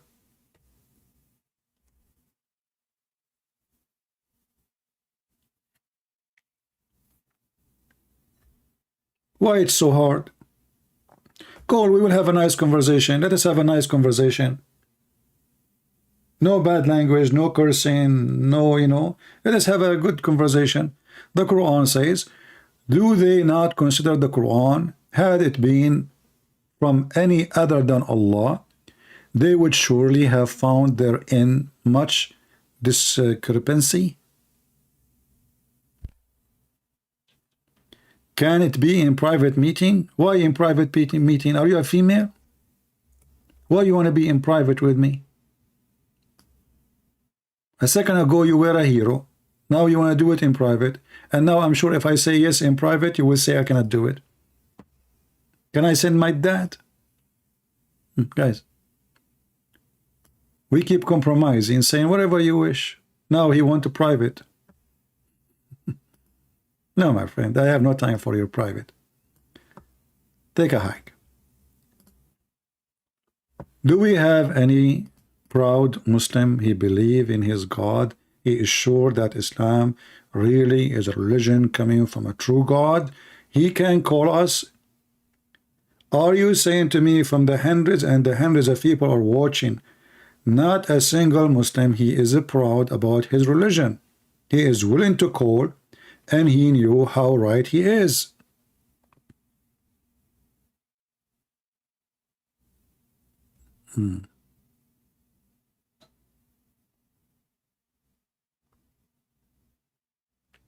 Anyone?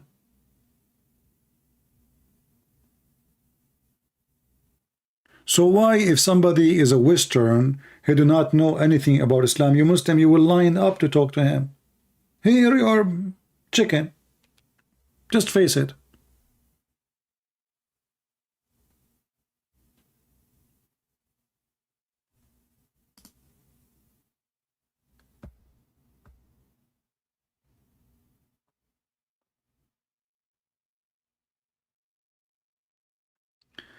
Habasha handbook Hasabara. Are you a Muslim, Hasabara?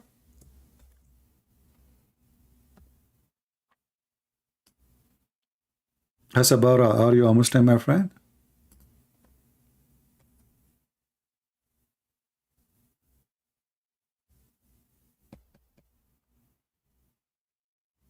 See, we have Muslims here, but they are scared, terrified.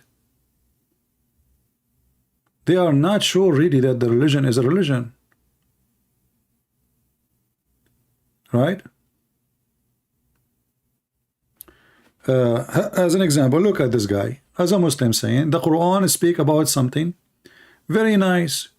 The Quran says that the front head of a human being is responsible for lying.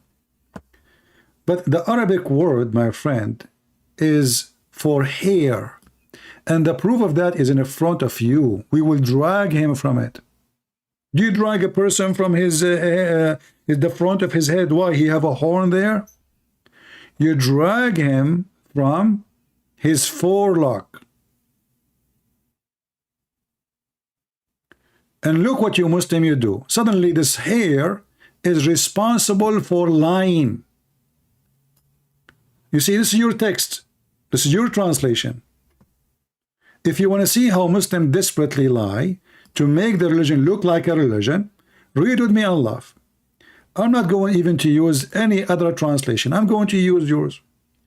Is it you who use this word for lock? It's you who use it. So if we search right now in Prophet Google, peace be upon him, what we will see? It's hair. Because he would drag him from there. You drag the person from in the front, not from his ass. So it's a hair.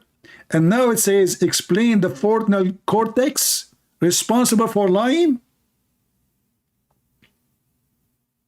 I mean, do you see how you Muslims even lie? In a verse talking about how Allah, He discovered where you lie?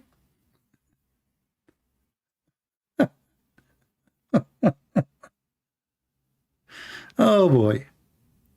What about we read the interpretation for it and then we would die laughing? Do you like? Why you don't call me? Do you grab the person from his brain? Do you grab a person from his brain or you grab him from his hair? So forelock, this is your translation, is his hair. Secondly, since when the forelock is where the sin is? Isn't it, this is the contradiction for the Quran? Let us go to the Quran. You see, we are talking about contradiction. Here we go. Is it your God Allah? He says, ختم الله على قلوبهم. And this is the verse saying, if there is a contradiction, that means this book is not from Allah. Let's go. Here we go. This is the Quran.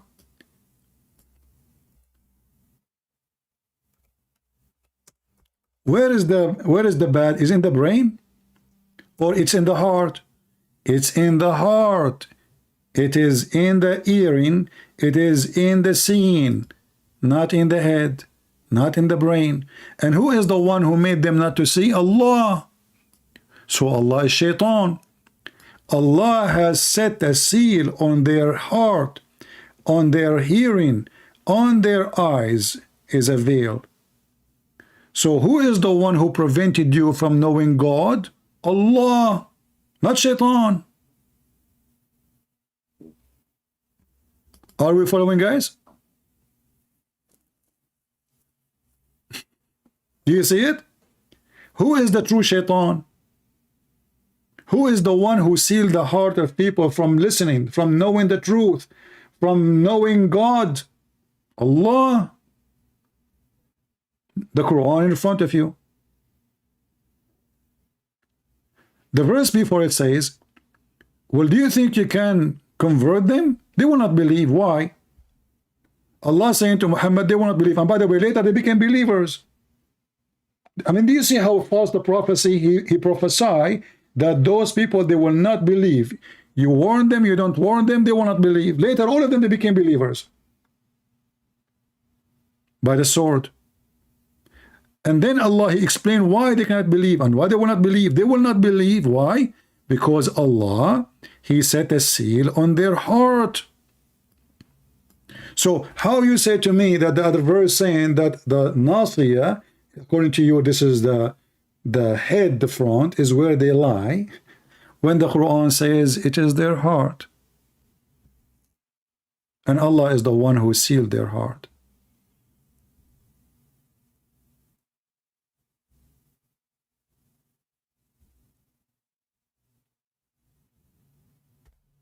Any Muslim? Who is Shaitan? Who is the one who don't want us to not to believe? Shaitan.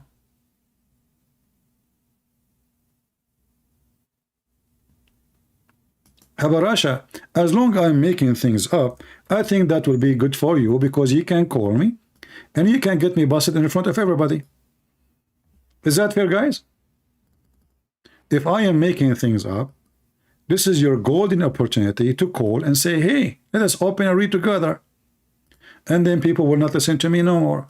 But because you know I'm not making things up, you know that you are lying, not me. Otherwise, why you don't make a challenge to the one who is making things up to prove what he say? Call me. What do you think?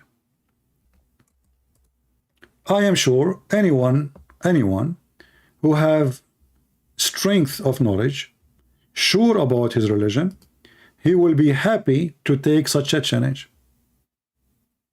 But because you don't dare, you know that you are the one is lying.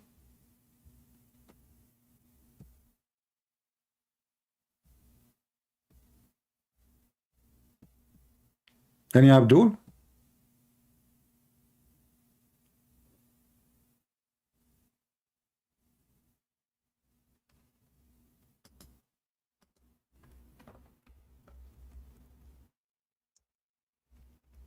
Any Muhammadan?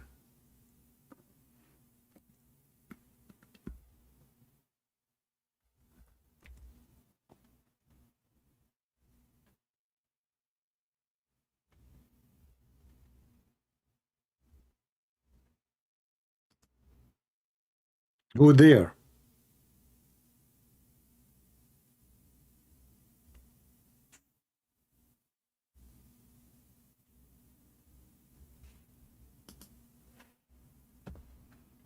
Who there?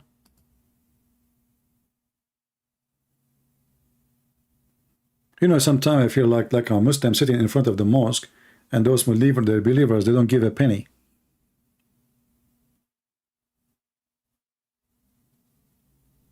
Begging for help. Who care?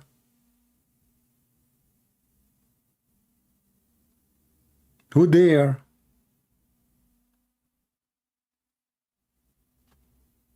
Hey, Hamoud, we answered that already. You are late, my friend. Your Quran never answered the atoms. That's a false. The Quran mentioned an ant, and you Muslim, you lie. You see, this is your lying. This is your lying stories. Here we go. Hamoud, he come with the same lie. This is Mr. Gary. He mentioned. He said, Hamoud 99. He said, Christian Prince, the Quran mentioned atoms. The Bible does not. Show me where the Quran mentioned the word atoms. If you show me, I'm going to shave my 20-foot beard. Can you? The Quran mentioned the word ants. And you Muslim, you lie about it in the translation. And this is the interpretation made by you. This is chapter 34, verse number 3. Tafsir Ibn Abbas, the cousin of your prophet. Here it says, even not as small as a red ant. Do you see it? So you Muslim, when you lie, your lie is so big to the point an ant became atoms. Actually, there's a guy, he is a companion of Muhammad, his name Abu Dharr. So now this guy is the father of atoms. This is a word that exists in Arabic before Muhammad anyway. So if this is a discovery of Muhammad, that will be more stupid than you to say so, because this is a word the Arab they use all their life. For what? For small ants, specifically small red ants. It's in front of you. Is that your Islamic translation, or this is my translation? If you don't like Ibn Abbas, we can change. We can go to Al-Jalalain.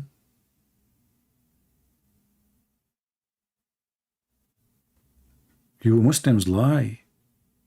You love to lie.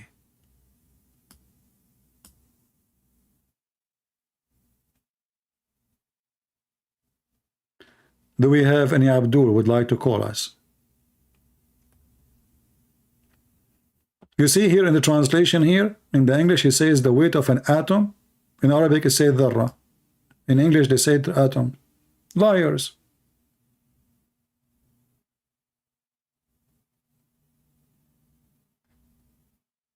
They love to lie.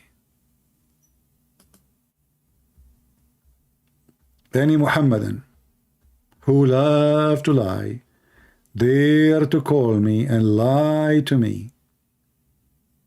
Maybe your lies will work, you never know. Try it. I believe the reason they are not calling because they knew their lies doesn't work. Not with me. Otherwise, they would be lined up and they would be calling non-stop.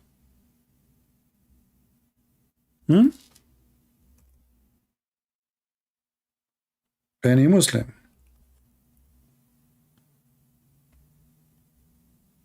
Any Muslim.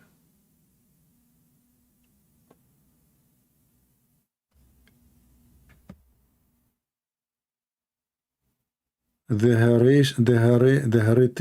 haratin mean atoms. Simply look it up. Yeah, I do not need to look it up, you idiot. Here we go.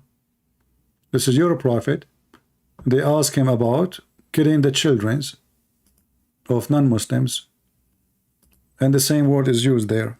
And there's a companion of your prophet. His name is Abu Dhar. Dhar. If the word Dhar mean or dharra mean atoms, that's mean the Arab who come with this word before Muhammad, long before Muhammad, they are scientists.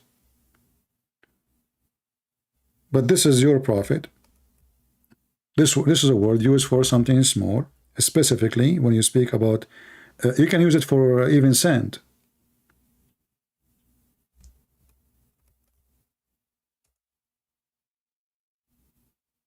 Do you see Abu Dhar?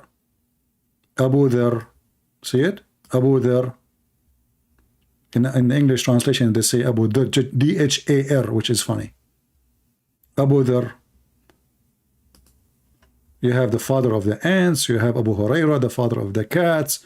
You have, I mean, endless.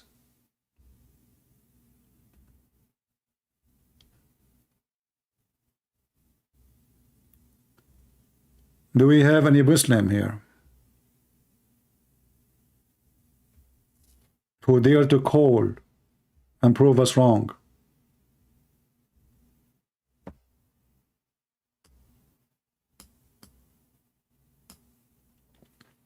And you know, like, it's really funny when Muslims they speak about science. For saying things, so I have to account.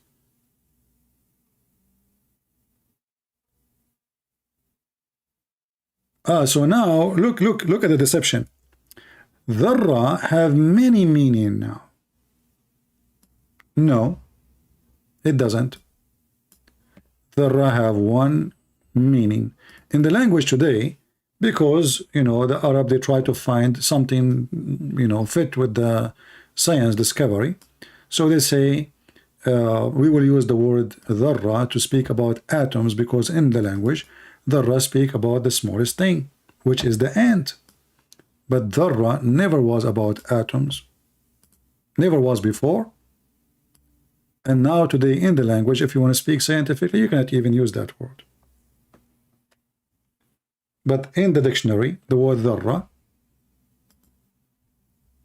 and we are talking about a language exists in the time of Muhammad, mean ants. And that's why even your Islamic interpretation, you see, this is your Islamic, this is the cousin of your prophet.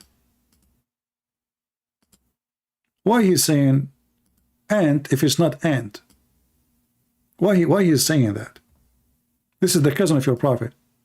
If your prophet, he meant something else, he would say it means something else. But he said, not even as small as a red ant. Liars. At the same time, if you read the verse after it, you would die laughing. What about, listen guys, who dare to call me and read for me chapter 34, verse number 1, verse number 2, verse number 3? Let us have fun. Then you will see that science. Who want to do it? I'm not going even to ask you about a different chapter if you call me about this chapter only. Huh? Who want to read it?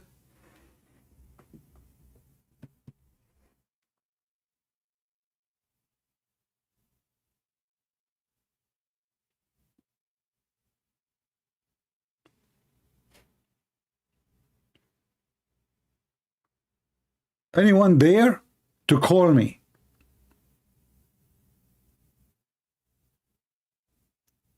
We will read the book you choose, the chapter you choose.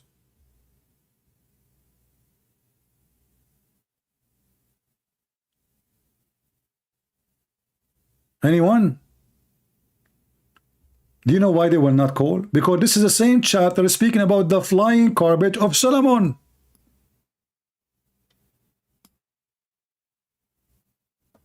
Science.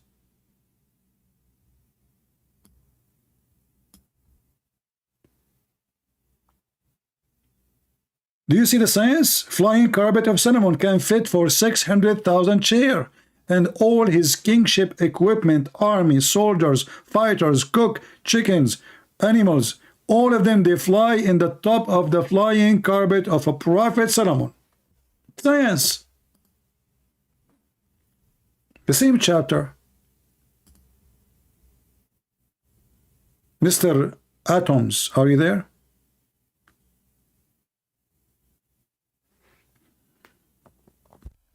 So the same chapter speak about the flying carpet. The same chapter the Muslim clean the prophet. The Quran speak about atoms.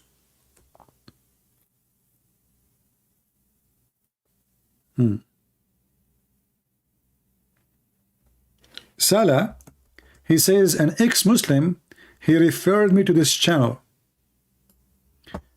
And you know, I mean, look at you.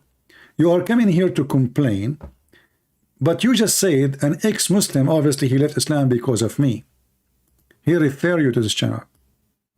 And you keep calling me quack. And you speak about to speak with respect. From the first second you came and you make a post, you call me quack. What I shall call you, donkey?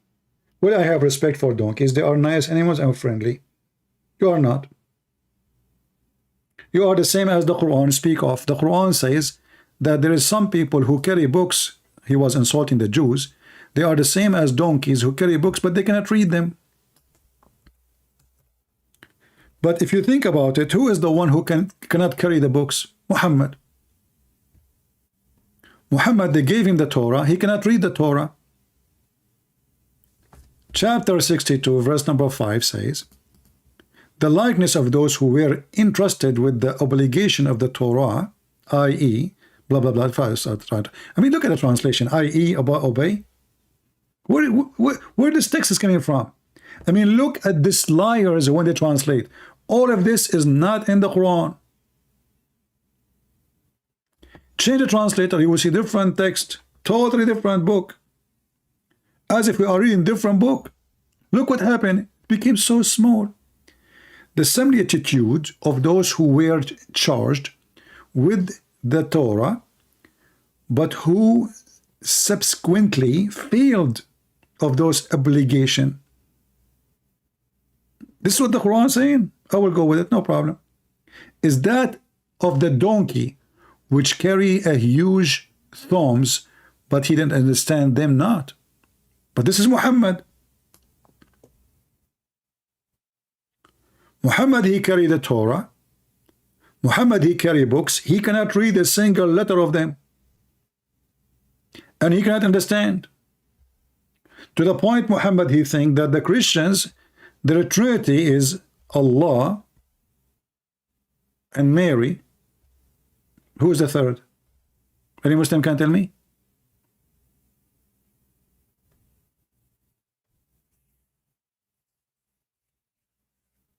Any Muslim can help us? They cannot. Look at this Muslim here. I mean, look what the Muslim they say. I find it really embarrassing when the Muslim they try to defend the religion. So this guy Muhammad saying the bewitched Jesus. Okay, why you don't call me and let us talk about the bewitched? If you can find me a verse in the Bible saying Jesus was bewitched, you are a winner. Is that fair, guys? If you can't find me a verse in the Bible says Jesus was bewitched, you are my hero.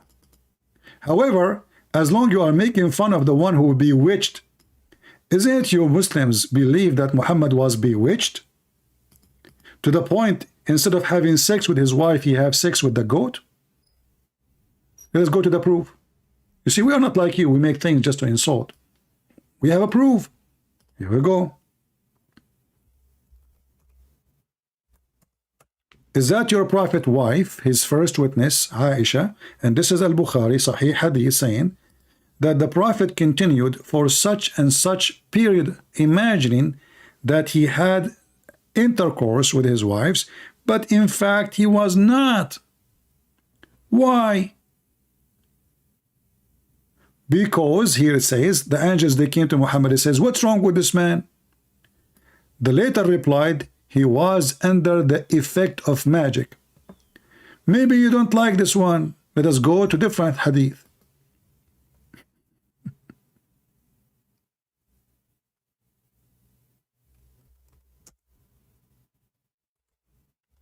The Muslim, they use even the word bewitched clearly with no hesitation. Aisha, she said, and this is Al-Bukhari, the Prophet, Allah pray on him, not for him, salute him, was bewitched. So he began to imagine that he had done a thing which in fact he had not done. So you are insulting Jesus, but all of us, we knew that Jesus, he defeat Satan, defeat demons. He give orders to demons. You're a prophet himself, he have a demon inside him. And this is in your book.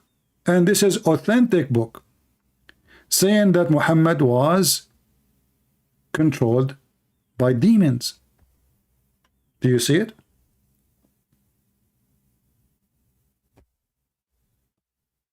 Anyone? Anyone can explain to me how Shaitan can control Muhammad if he's a prophet of God? Anyone?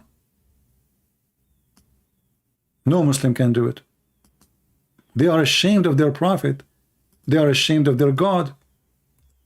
And the funny is that Allah, he promised Muhammad of protection, yet Muhammad was bewitched. Bewitched means Shaitan controlled him. Abdul saying to us, why you don't read Luke chapter 11 verse 14-23?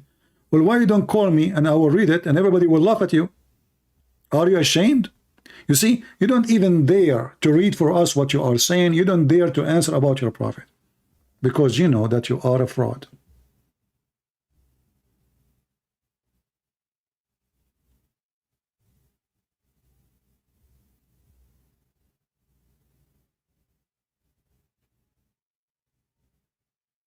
Actually, the verse you are quoting for us, you idiot. The Jews, they said to Jesus, well, he is controlling the devil by using the devil. He controlled the demons by the devil power. So he said to them, you idiot, if I'm using the devil power, how I can defeat the devil by the devil? This is what the verse you are quoting for me. So the verses you are quoting for me from Luke is additional proof that Jesus controlled the devil and controlled demon, and he have authority to kick them out.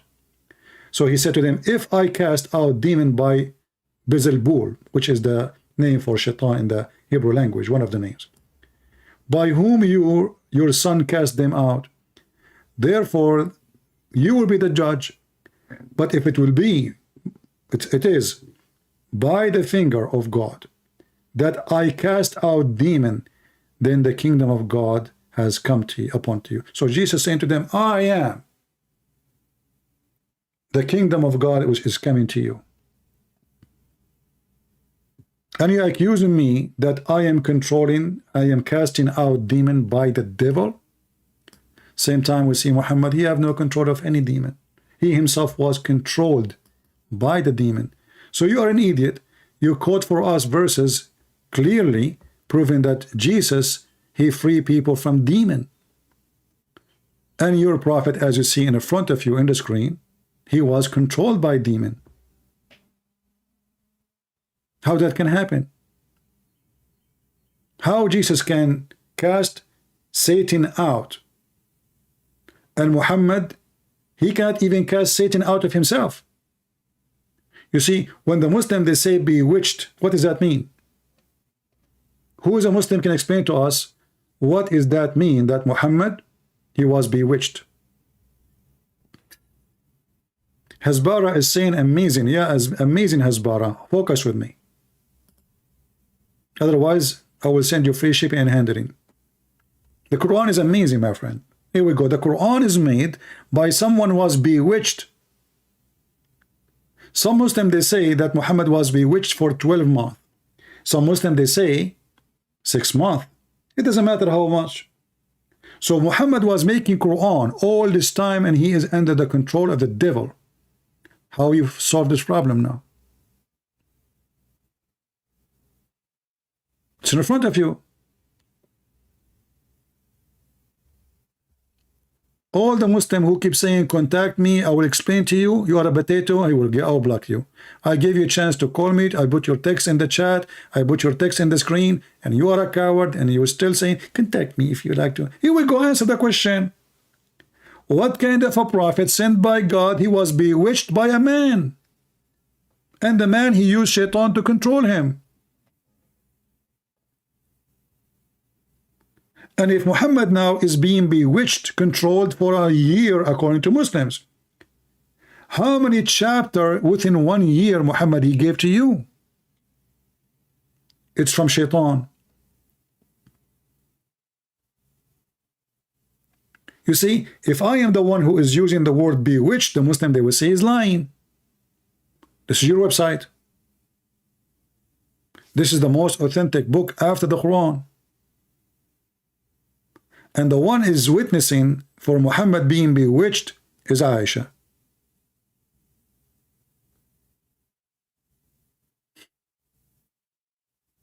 So how much Quran you receive from the bewitched prophet when he was bewitched? Any Muslim? Read it. He was bewitched. There's a recording of me debating a Muslim. He explained to me that it took Allah 1 year to solve, to make the bewitched out of Muhammad. Why? Because the guy, he made it 12 knots. He put what? 12 knots. The Muslim believe in voodoo. This is a voodoo religion. So the guy, he made it 12 knots for Muhammad, and it took Allah 12 months to take the knots off. Do you see how powerful Allah is? Jesus, he cast the demon in second out. They said to him, what do you want from us, son of God? They know him. Even demon, right away they recognize him. What do you want from us, son of God? In the Quran you will see that even Muhammad, he teach Muslims fictions and superstitions that somebody can make knots to control you. And the Muslim translation is hypocrite and lying. Look at this. From the mischief of those who practice secret arts. But this is not what the Quran is saying. This is not what the Quran is saying. Change the translation. Or translator, sorry. This is Yusuf Ali. We go to Bigtal. Look what will happen now. Still the same false translation. There's no knots. The word knots is not exist in the translation. Muhammad Asad. I'm just changing, changing translation. Look at this. All human being bent on occult in divorce. What the heck is that? Change the translator. Go to Khattab, Muhammad Khattab. Ah, look at this. What happened? So all the other translation, they took off what the verse really is saying. And from the evil those witches casting, spell by blowing into the nuts. And by the way, the Quran does not say the word witches. It says those who blow in the nuts. There's no spell. There's no witches. There's no casting. All of those is a false translation. They lie. Where is the word witches in the Quran? Who can get me busted? Where is the word casting? Where is the word spell? None. All what the verse saying, and from the evil of the one who blowing in the nuts. So the stupid Muhammad teaching the Muslims that somebody can blow in the knot, he can control you. Who of you here believe in the voodoo?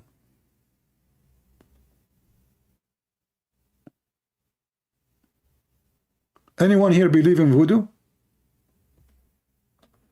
Who believe in voodoo? Be honest. If you believe, it's okay. Tell me.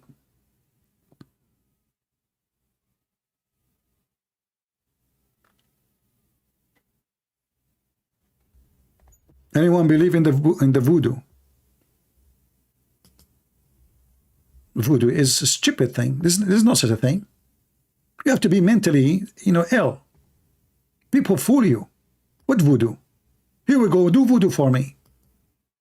What about those who can do voodoo? Do voodoo to the kings of the world. Control them. Do voodoo for the stock market.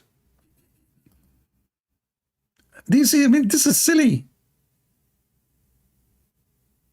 And look at the translation. You change translation one after one. All of them, they lie.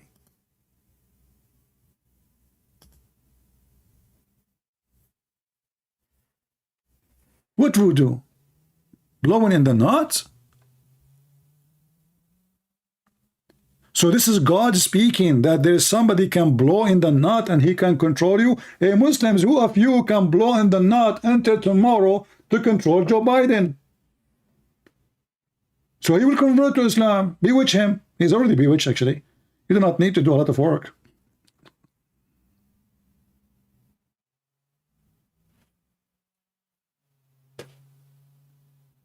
I'm going to blow in the knot to control the machine which play the lotto. I'm going to get rich, man. Change my car.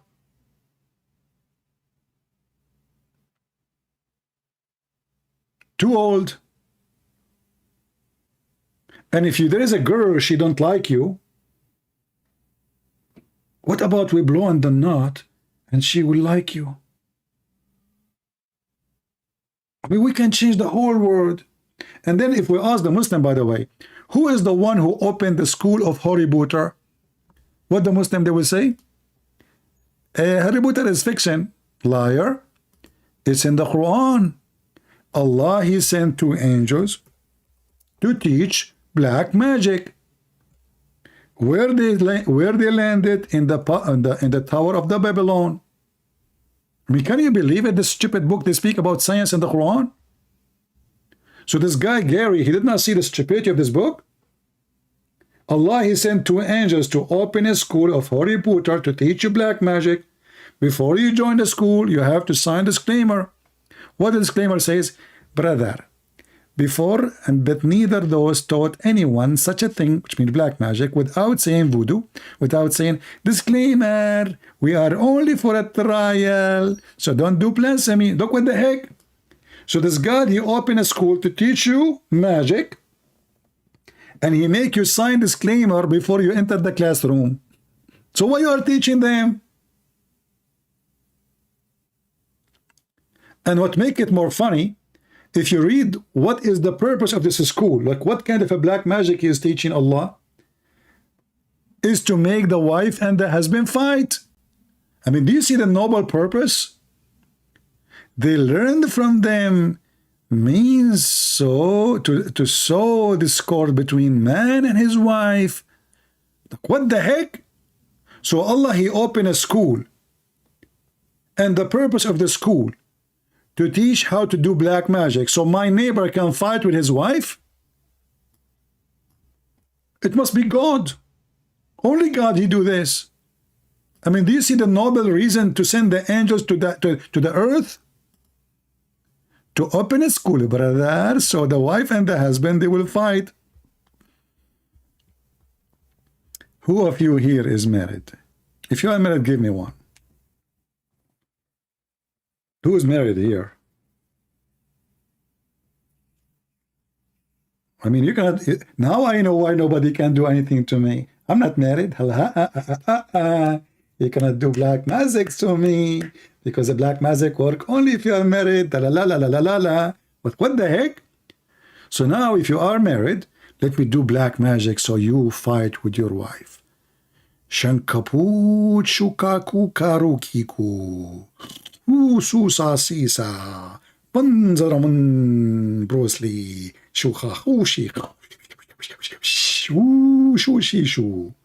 Now, brother, you go home, your wife, she will fight with you. All of you. I did black magic for all of you. Your wife, she will hold you from your hair. You will hold her from her ears. And you will start fighting, and then by the end of tomorrow, you will file for divorce. And who is the one who taught me how to do that?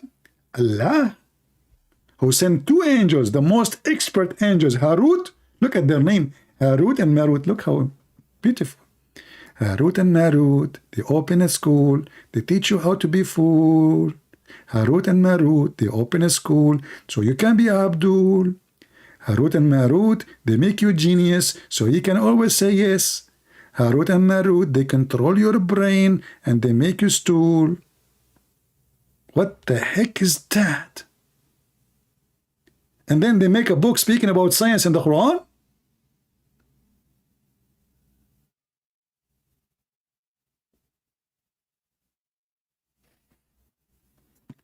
By the way, if you want me to take the spell of a black magic I cast on you, the married ones, you have to send me some a gift, okay? I will take the spell from you, all right?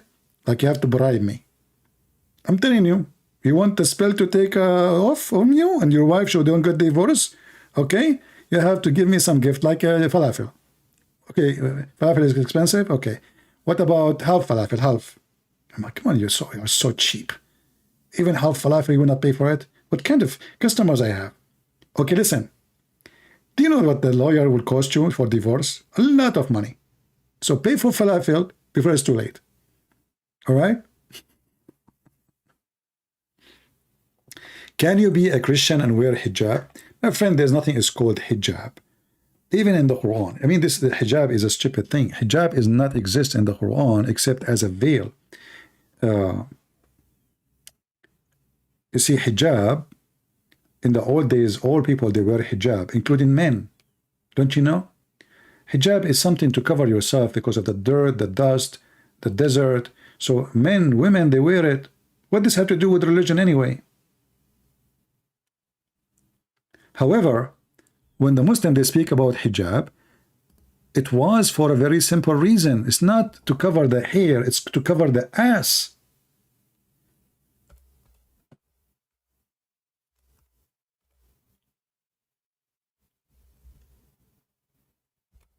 Umar ibn Khattab, when he come to the Prophet house,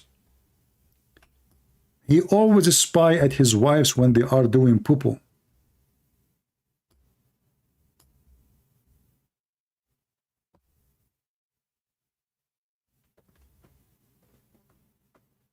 It was because of Muhammad, friend Umar, spying at his wives when they do poo-poo. And as you see, it was night. So you cannot see her hair. Especially those are Arab, their hair is so black, dark. So what was the problem? The woman, she is doing poo-poo, and look at the filthy, the companion of Muhammad. He says to her, you cannot hide yourself from us. We recognize you. I mean, can you see how stupid, filthy this man is? Those are the friends of Muhammad. Imagine your wife is outside to go to the bathroom. Your friend is coming, and now your wife is doing poo-poo. And what the friend he said to her? You can't hide from me. I can see you. So it was not about the hair, it was about the ass. And then Muhammad, he took what Omar he said many times for him and he put it in the Quran. This is why Omar he said, Allah he agree with me in 3. Some other places says 10, some they say 17, some they say 20, some they say 100. What Allah he agree with him? Allah agree with him about the Kaaba, about the hijab, the place to pray, and about the divorce of Muhammad's wives, as you see. And Allah he sent the verses the same as I have said. Read carefully. You see the Muslim, they say nobody can make Quran. Look, does it say, so the verses came the same as I had said was revealed. Exactly.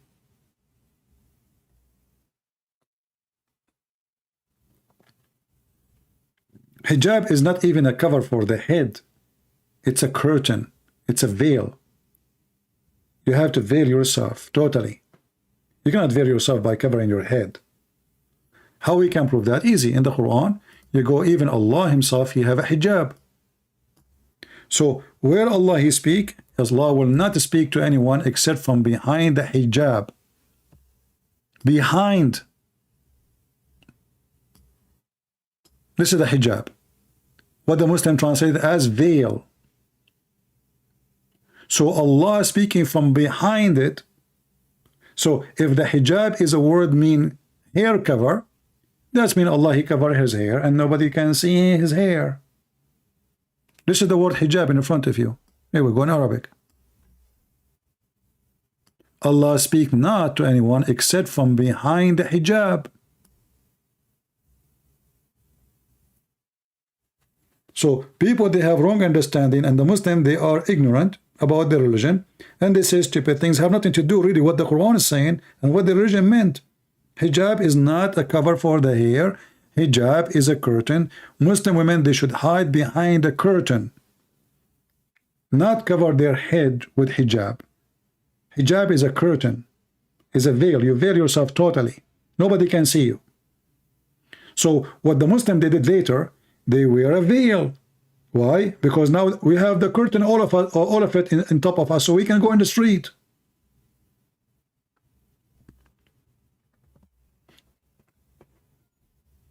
And actually, we find tons of stories, which is very funny, about the hijab. As an example, Aisha, she took a shower in front of 2 men. One of them is her brother, and another one is a stranger. Naked. Behind half curtain.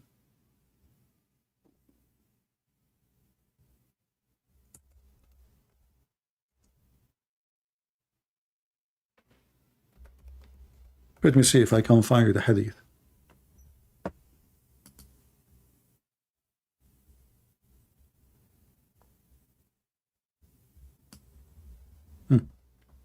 Let me see if I can find this hadith in English first. I don't think I can find it in English, but we can use Google translation. I found it in English. Here we go. Read carefully with me. You see, I showed you the word hijab, right? Previously in the Quran. Here we go. This is the word hijab. Hijab. You can take a screenshot, by the way, and you can search it for in Google. Hijab. So what was Aisha doing? Aisha brother and I, and the guy is a stranger.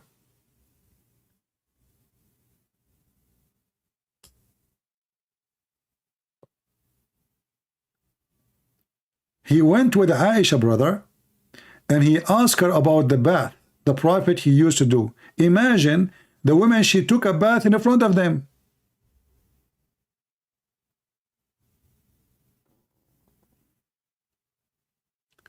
And if this hijab, which is a curtain, is totally preventing them from seeing, so what the point of me doing the practice to show them? This is see-through curtain, or maybe half curtain, because she is showing them how to do it. So Aisha, she is taking shower in front of her brother, who is adult man, and a strange man who is not her brother, and she is totally naked. How to take a bath?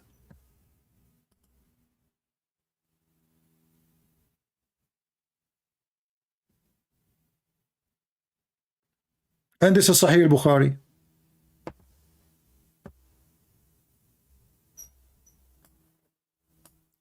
And you know, you ask yourself, how silly is that? I mean, those two men, they could not find somebody to ask except Aisha, and to do it in front of them. Why she is doing it? Hey Aisha, how the Prophet used to take a bath? And you know, if a Muslim want to say, Aisha, she was wearing her clothes. Well, how they can see, if she is behind the curtain, they cannot see anything. How they can see that she put water in her head, and how they can see that? And the question is how to do it, so she have to show them. So most likely this hijab was a small partition between her and them, and still they can see her. And if the Muslim, they say, well, it doesn't say she was naked, that is even more horrible. If a woman, she is wearing a clothing, and she put water in the top of her top, what will happen? You know what will happen, right?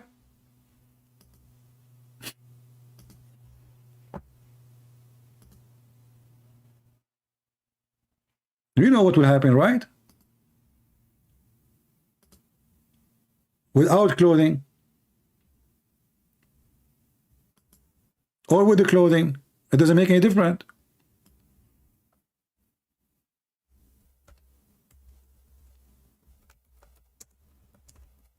Actually, some, they might find it more attractive.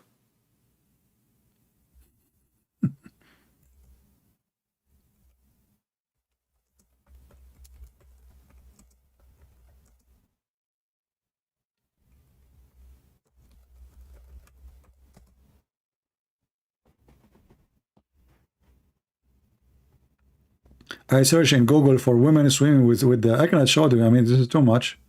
We can't go that far. But you know what I'm talking about?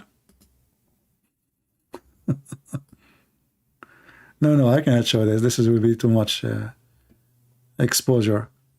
But I think all of you, you get the idea without showing it in the screen. So you know, when those people, they make books claiming that the Quran is a book of God and have knowledge and amazing Quran, and then when we check the Quran, we die laughing. It's a fairy tale stories, flying carpet, sperm coming from the man backbone, women have a sperm coming from her ribs, the eyes coming from mountains in heaven. Allah, he shoots stars at the shaitan ass so he will not spy. The earth is in the top of a goat or a cow. The horn in the top of a whale. I mean, oh boy.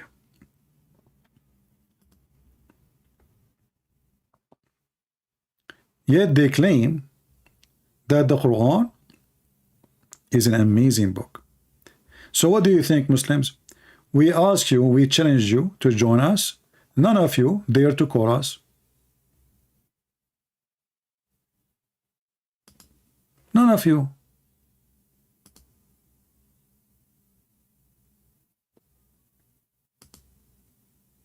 Do you know why? Because you know Islam is a fraud.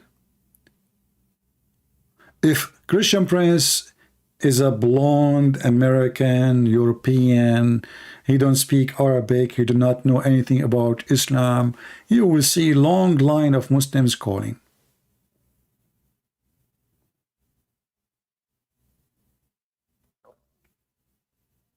The devil, he will use many people to promote his devilish ideas.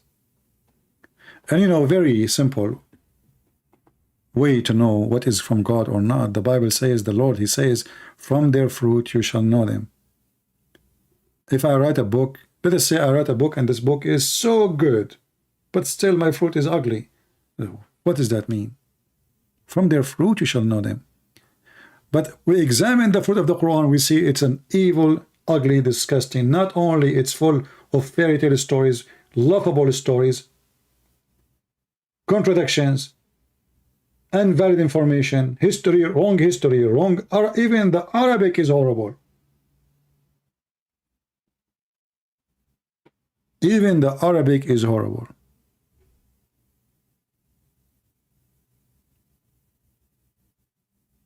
You know, if you go in the Quran, the Muslim, they say to you, no one can make Quran like this Quran, but we just showed you that Umar, he says, Allah, he took from me as I said. The verses came as I said. Allah taking Quran from Umar. Then we have verses, it's called satanic verses. This is Salman Rushdie, you have a book about it, which made the Muslims very angry. I do not know why the guy is telling people what you Muslims say. You Muslims say that there is satanic verses received by Allah, by Shaitan to Muhammad. Even the Quran confirm. Why you get upset? Because those are Muhammadan, they cannot take it. Somebody is criticizing the stupidity of their book, even if he is showing exactly what is written there. Don't quote it. But just to show you how stupid the one who made the Quran, extremely stupid.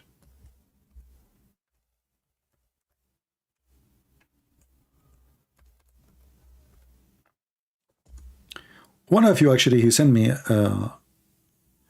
an email in Patreon. The Muslim said to this person that the Quran came as a final book for, don't we hear always about like software update? This is how God he work, he update. But you see software update because there's a new discovery, there's a new technology, there's a new idea, better ideas, and this will take time. But Allah, he update his software because he have bugs in his book. So this Quran, Muhammad keep receiving updates. So he says something in the morning, afternoon he cancel it.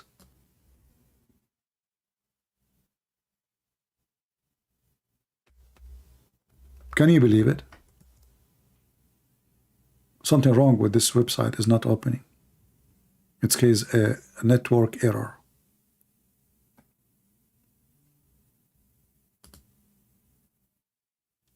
What kind of religion this religion is? Let's try again.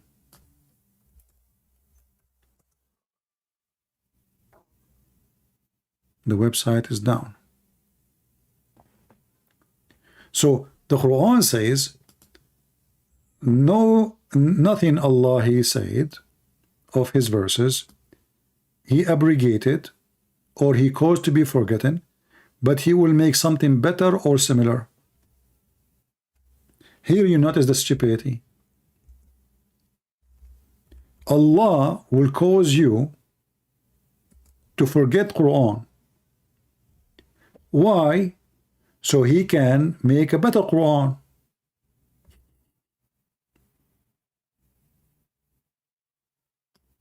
Have you ever heard of more stupid idea, statement more than this?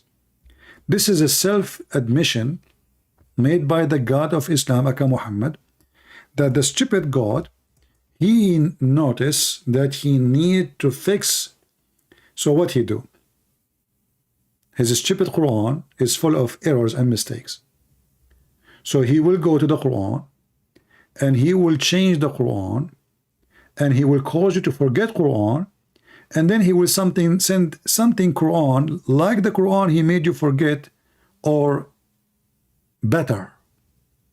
This website is still not working, so we will go to a different website. What we can do,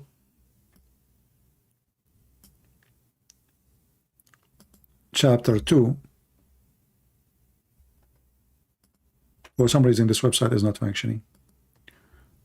106. This is a clear evidence that cannot be a book from God. For God, He don't say such a silly, stupid thing. Look like there's something wrong with my internet. No, now it's working. Allah, He mentioned that what was abrogated in the Quran, and that which was not abrogated, as direct reference to the claim of Quraysh, who said to the Prophet, "O Muhammad, why do you command us to do something and then you forbid it?" You see, the guy, he commanded them something, and then the same person, Muhammad, he says, "Don't do it." He changed his mind. In different interpretation, let us see this one. They say, "Look at Muhammad. In the morning," read carefully, "when the disbeliever began to deride the matter of abrogation, saying that one day Muhammad enjoys his companions to one thing, and then the next day he forbid it." The next day, not next century.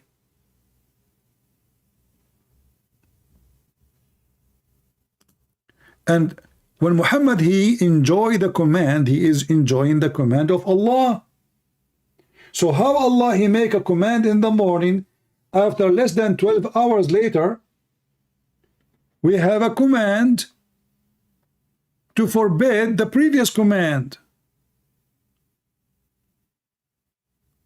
Are you with me? And the funny is, this is in their books. You see, if we are showing you a book written by Christian Prince, it will say Christian Prince saying what Christian Prince should say about Islam. He don't like Muhammad. He hate Muhammad. He think he's evil, but the Prophet is not evil. But this is their book. This is their scholars, and this is their resource. He enjoy command in the morning. The command is coming from God. So he stand, Allahu Akbar. Allah told me you should do this. Second day, less than 12 hours, he say, don't do this. Isn't it obvious that this person is even mentally ill? And then what he say in Arabic? He says, ما ننسخ من آية أو ننسيها نأتي بخير منها أو مثلها. Any verses we delete or abrogate or we cause to be forgotten, we will bring something similar or better. That is hilarious. Allah will make Quran better than the Quran. See, something wrong with this website. You know, I cannot find the verses when I try to open. Finally here. Okay, finally it's working. Whatever verses, read with me carefully. This is the false Muslim translation who always try to duct tape their cult and their prophet. Whatever verses we abrogate or cause to be forgotten, we bring better one, or like, therefore. What the heck? And if you will bring the likeness of it, why you want to make us forget it? You know what I mean?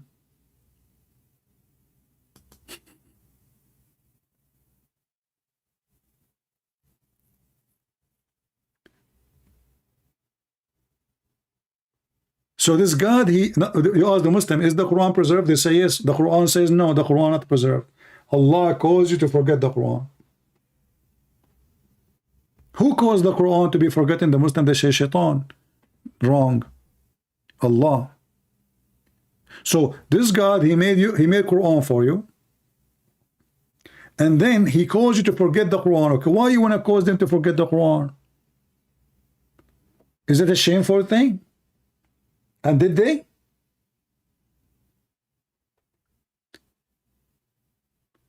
There is tons of verses which is abrogated, is not forgotten.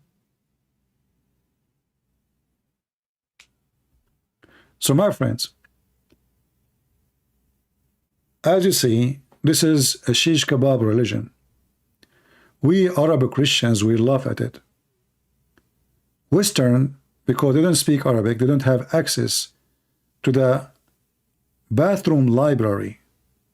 Al-Khomeini, he said to the Muslim Sunni, you have a huge library of bathroom. Supposedly Al-Khomeini is better. Supposedly the Shia are better, but trust me, the same. Both of them, they have the same garbage. But as you see, this is a very stupid cult. Have zero ethic, not only violent, not only fairy tales, not only against history. Even the names are wrong. History is wrong.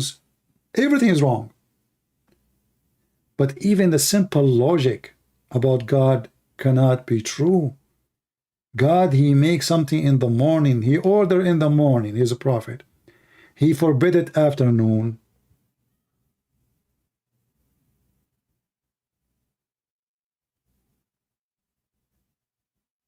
They always lie, hoping that there is someone between us is a foolish person, have zero education.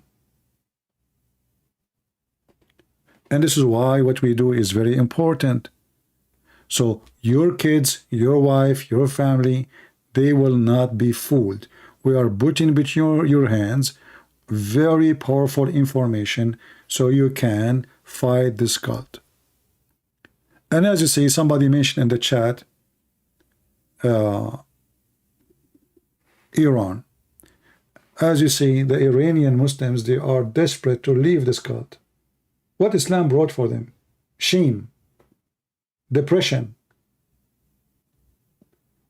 When an Islamic regime tries to practice Islam, what will happen? Islam is not practical, is not even human.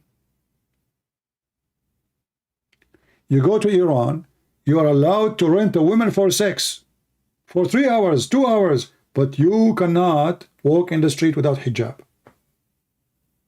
You see the moral police? The moral police, they support you if you are a female and you rent your body for sex. It's halal. If you show your hair, we will kill you. But giving your vagina for the exchange of money is okay. Do you see how filthy this cult is?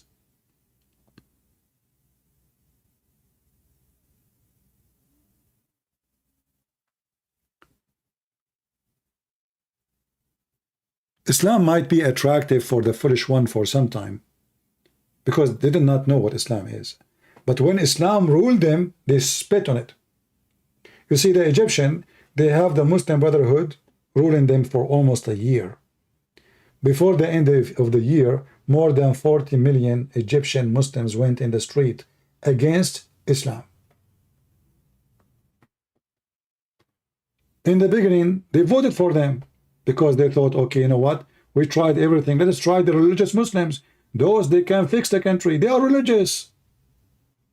But when they took over, it turned to be that the religious is more filthy than the non-religious. And their corruption is way more. It's like Erdogan. Erdogan, he speaks too much of the Quran. He himself, he's a sheikh. He used to work as a sheikh officially. Nightclub, prostitution, disco, whiskey, drugs. I mean, just go to Turkey and see. Just search right now, nightlife in Turkey. So Erdogan and his Islamic party controlling Turkey for more than 20-25 years. Where is Turkey now? How much Islamic it is.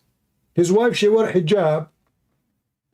When they asked his minister, why you don't close the nightclubs? He said, who is going to pay for our salary? All the income of Turkey is coming from nightclubs.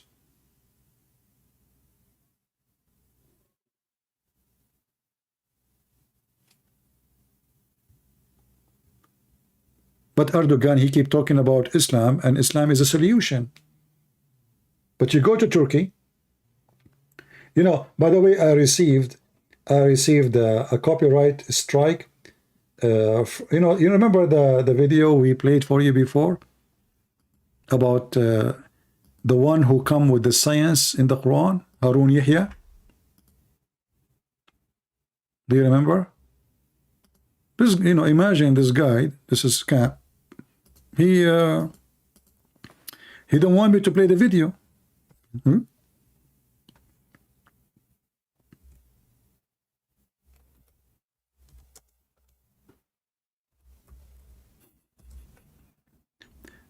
I mean, they are posting themselves the videos. You see, this is what I like about Muslims. They are really funny. They themselves, they post the videos. And then when we play their videos, they complain. This is a Muslim religious channel. And this is Adnan Oktar, the one who he himself, the first one who come with Quran and science. And those are the girls who attend his program, not like me. I mean, look at the dudes in my program. According to Google, according to YouTube, almost 90% of people who attend my program is males. So there's less than 10% females. But look, mashallah. So this guy, he complained to YouTube because I have no right to play his videos. The guy is dancing, shish kebab, hummus. Look at this, man. I want to do program like this. I want to own a yacht. Invite all the virgins. For sure, none of them is a virgin, you can tell. And do da'wah. Nobody, even Erdogan, never complained because he was supporting him. The guy, he made a mistake. He said he support Golan, the enemy of Erdogan. Right away, he put him in jail. They accuse him of tons of crimes. He is a bad person. But this guy is doing this for the last 20 years. When Erdogan was ruling.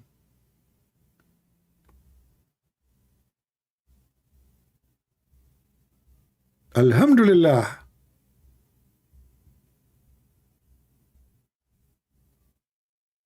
That is a program, not like my program.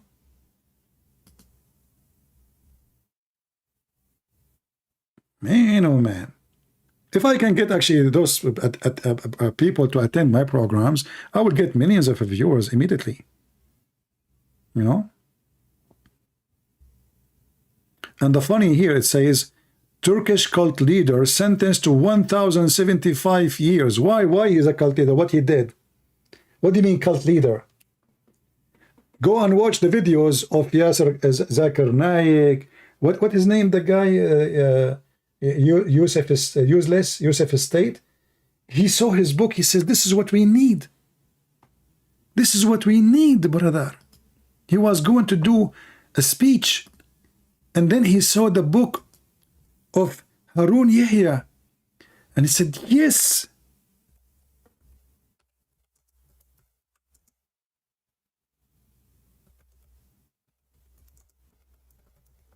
I'm not going to play any videos because you know them. Here we go.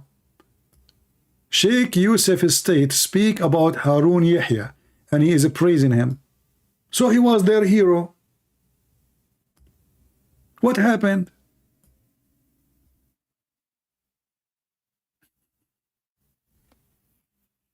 When he saw the book of Harun Yahya, he said, this is what is missing.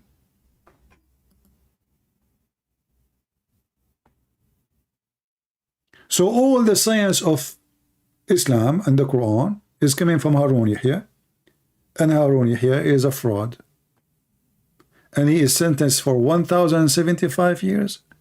I mean, don't you think this is a stupid sentence? Why the guy will live for 1,000 a year now? I mean, who is the donkey who gave him the sentence? Can you make it like less 5 years? 1,075 years in prison. Oh, you know what? If you have girlfriends like those, you might live longer.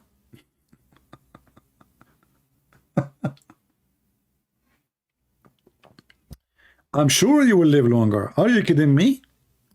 You will live like maybe 10 billion years.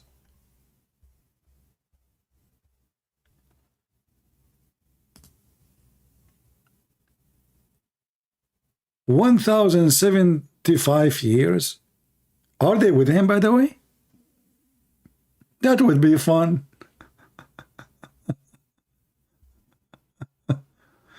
Anyway, so this coward, he made a copyright claim, and it made me laugh, actually. Aman Rabbi Aman. Aman Rabbi Aman.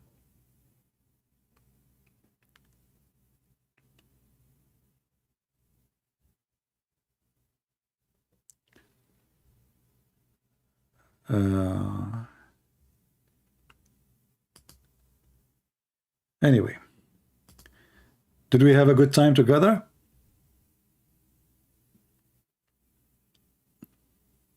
Did we have a good time?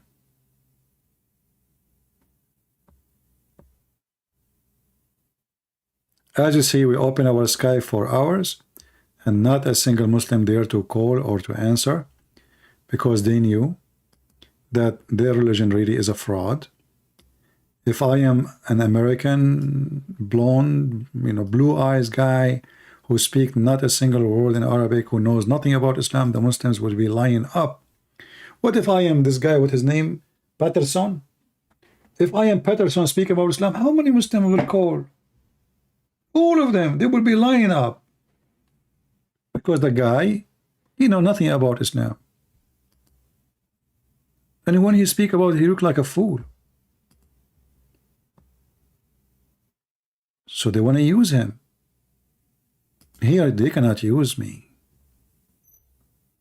Here, Allah will be exposed. So I want to say thank you for being here. May the Lord bless you all. Feel free to download my videos, cut them pieces if you want. Chop them, share them, short, long, as you wish. I don't mind even if you have advertising in your channel over your videos to make some income. Good for you. But don't forget, please, to mention where people they can come and show and watch live. As you know, I don't keep my videos anyway. I don't keep them for long, a few days. So tell your channel people that if you want to see Christian Prince live, share the link so they can go and see. There's many channels they play, hundreds, maybe thousands, play my videos. I don't mind. I support all of you, but don't forget to be decent and honest and tell people that those are not yours and you are not Christian Prince. You are just a person playing my videos. Always, if you like to know where is my channel is, because we never know, we might change. Always you can go to patreon.com/Christian Prince as you see on the screen. It's for free. You can click at the last video I have and you will see that this is Christian Prince channel. The last video, whatever it is. Especially if I'm the last video I will go live, not that, because sometimes I post like now I posted a video yesterday actually of Mr. Bean. Obviously I'm not Mr. Bean. Even though Mr. Bean is smarter than Muhammad. So always you can find my channel in Patreon. You can check it out and you can ask people there, sign and join, and we say thank you for being here. May the Lord bless you. And remember one thing, the Lord, he says, read the books, search the books, and you will find the truth, and the truth will set you free. So with the Messiah, with the Christ, you will be set free. With Muhammad, you will be slave of Allah. With the Christ, you will be child of God. With Muhammad, you are a slave of Allah. We are not looking for slavery. Slavery is sick. We don't want to be slaves. And God did not create us to because he needed slaves. Our God, the Almighty, he do not need our service, neither our slavery. For God, he loved the world, he sent his only begotten Son. So our God, he loved us. Their God, he hate them. The Quran says, Allah created mankind and jinn, which means genie, which is stupid to believe in, for one reason, just to worship him. And then you ask yourself, what kind of a selfish, sick God Muhammad is trying to provide to us? He created you according to him, which is false claim, for no reason, except he needs slaves.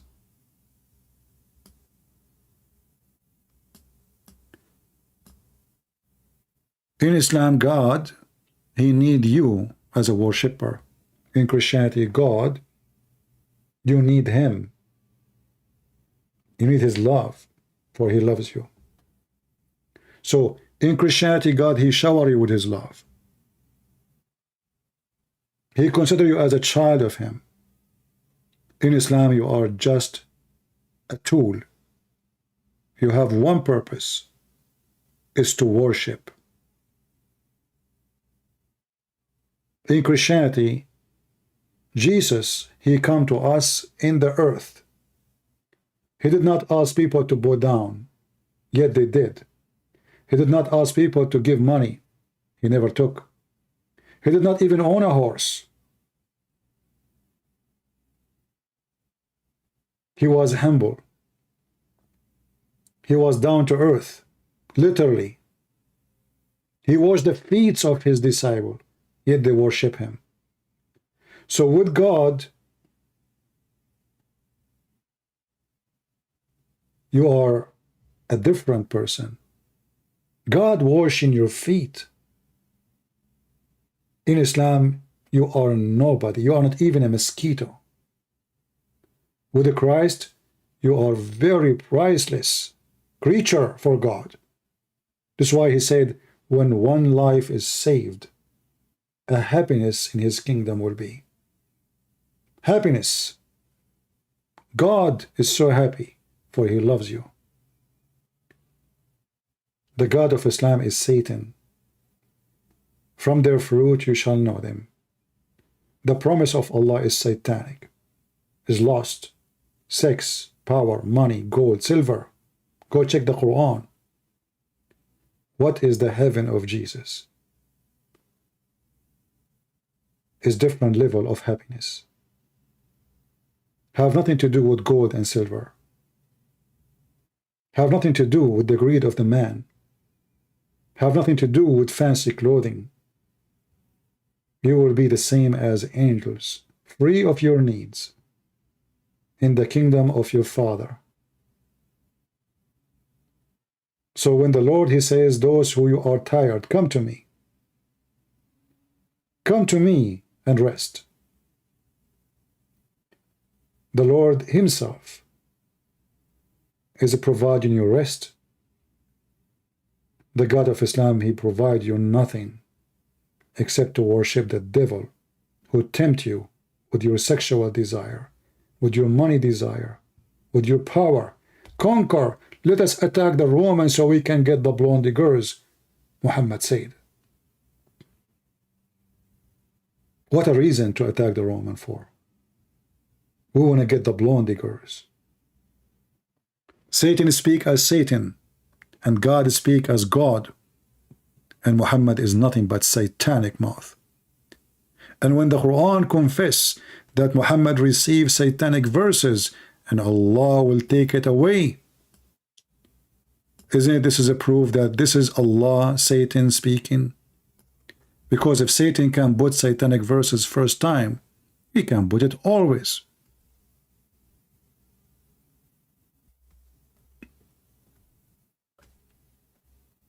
If Satan was able to put shaitan, or shaitan was able to put his words in the book, and this is the Quran witnessing for that,